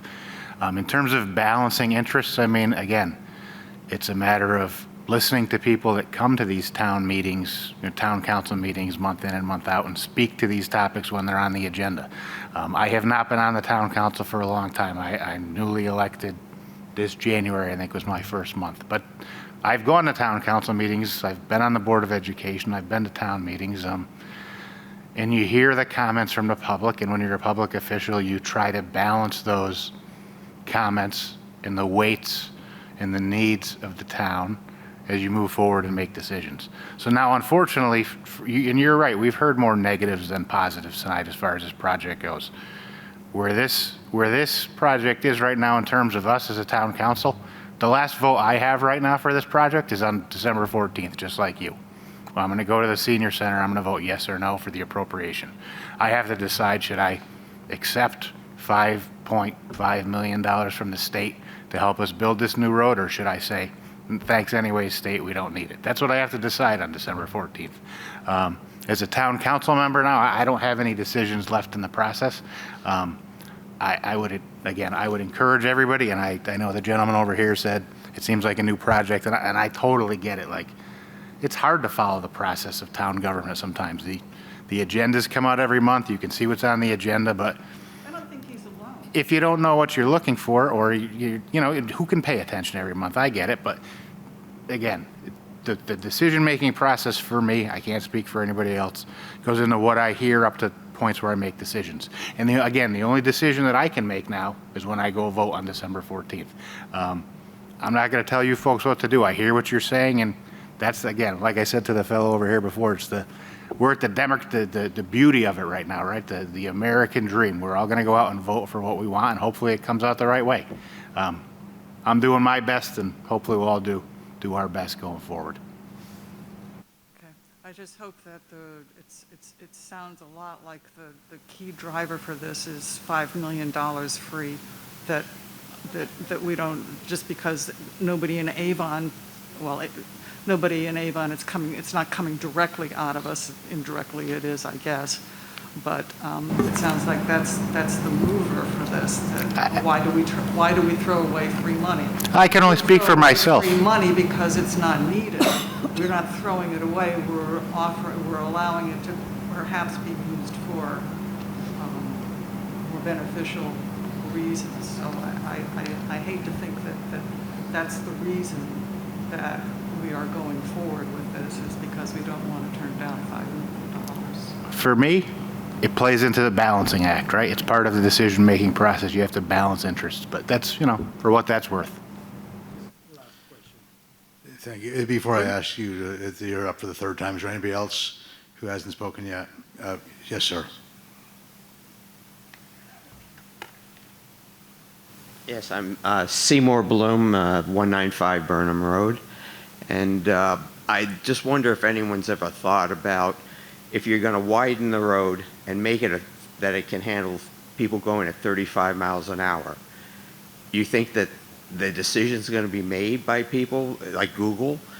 Now it's even more, that it's more likely that people will be using that road more, people will be driving faster on that road more.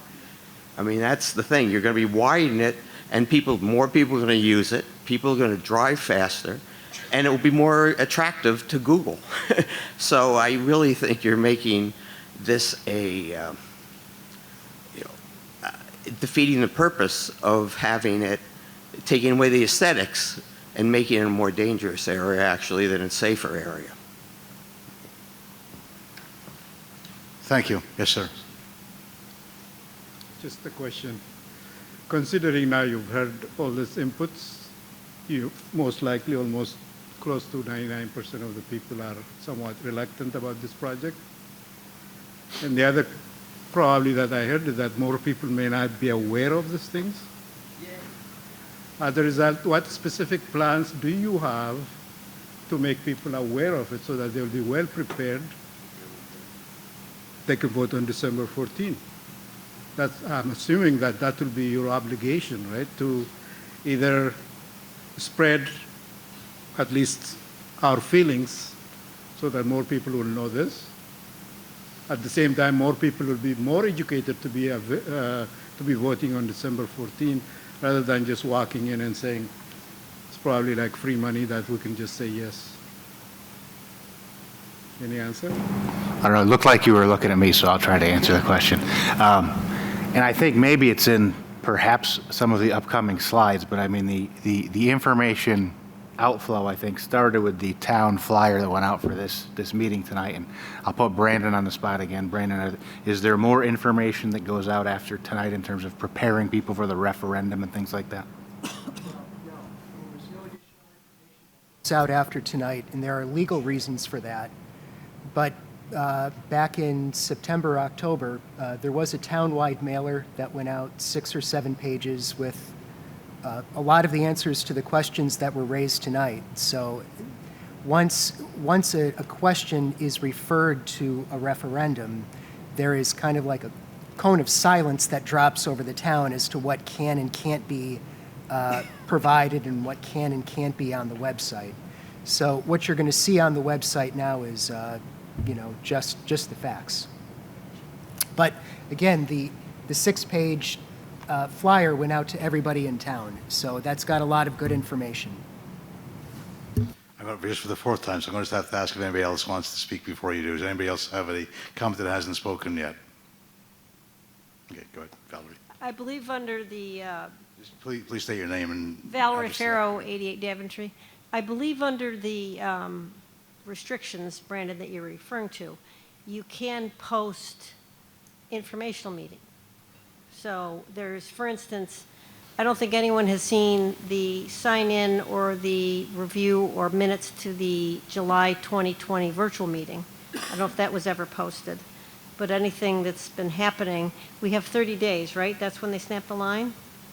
So we have till November 14th, I believe, under election law.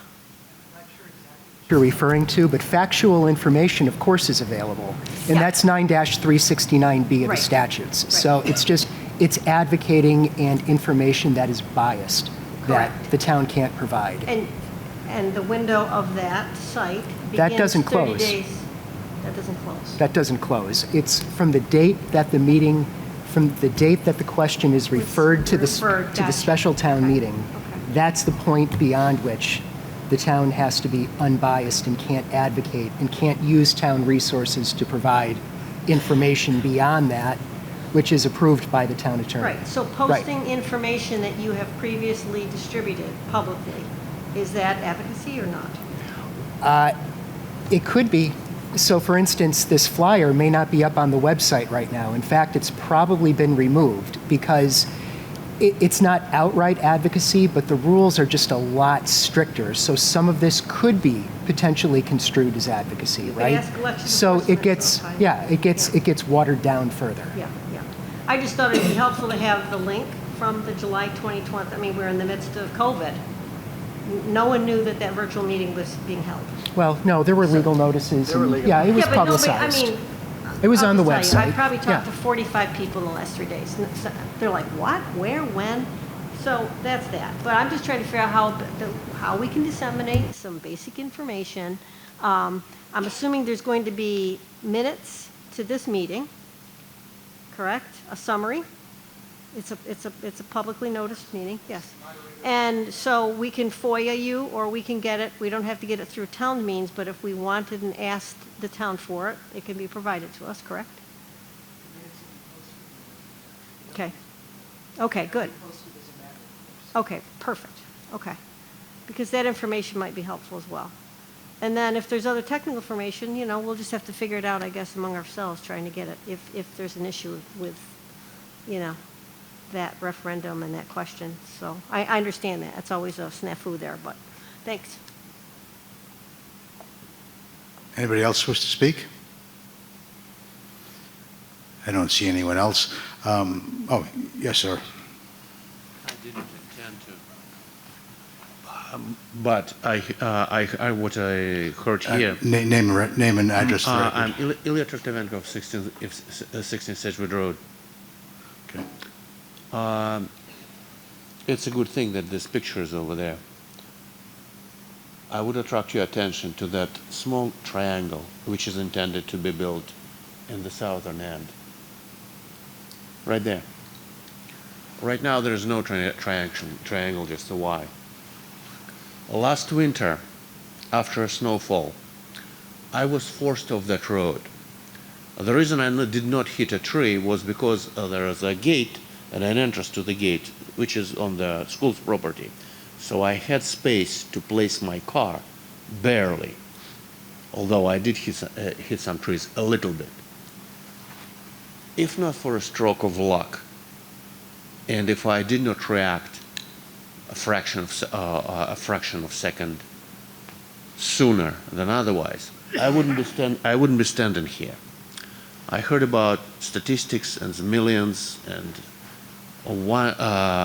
millions are a statistic, but one man is not.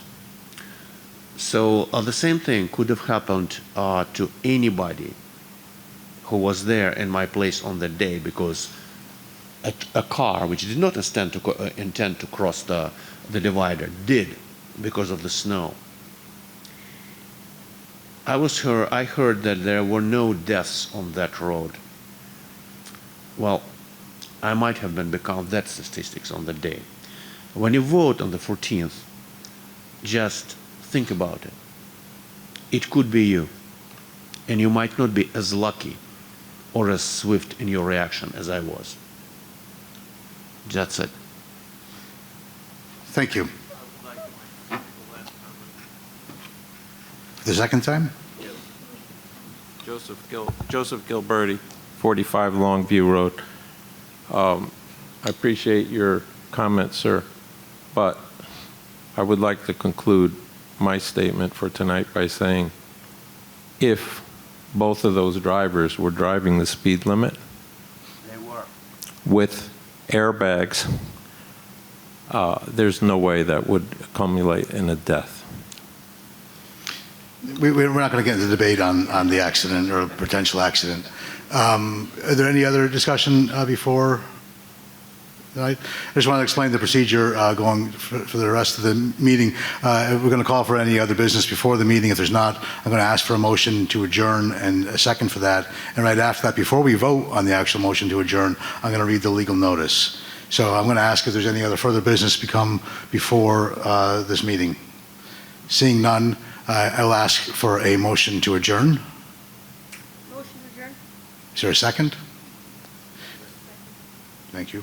Before we take the vote on that, I need to read the following. The resolutions will be submitted to a vote at referendum on December 14th, 2022 at the Avon Senior Center in the Community Room, located at 635 West Avon Road, Avon, Connecticut, between the hours of 6 a.m. and 8 p.m., to which time and place this meeting will adjourn, and at its conclusion tonight, and at said resolution will be placed upon a paper ballot under the following heading. Shall the resolution appropriating $5,459,458 of grant funding for the costs related to the relocation and reconstruction of a section of Old Farms Road in the town of Avon be approved? Voters approving said resolution will vote yes, and those opposing said resolution shall vote no. Electors and persons qualified to vote in the town of Avon qualified to vote in town meeting who are not electors will vote at the Avon Senior Center in the Community Room located at 365 West Avon Road, Avon, Connecticut. All those in favor of adjourning say aye. All those opposed, nay. The meeting is adjourned.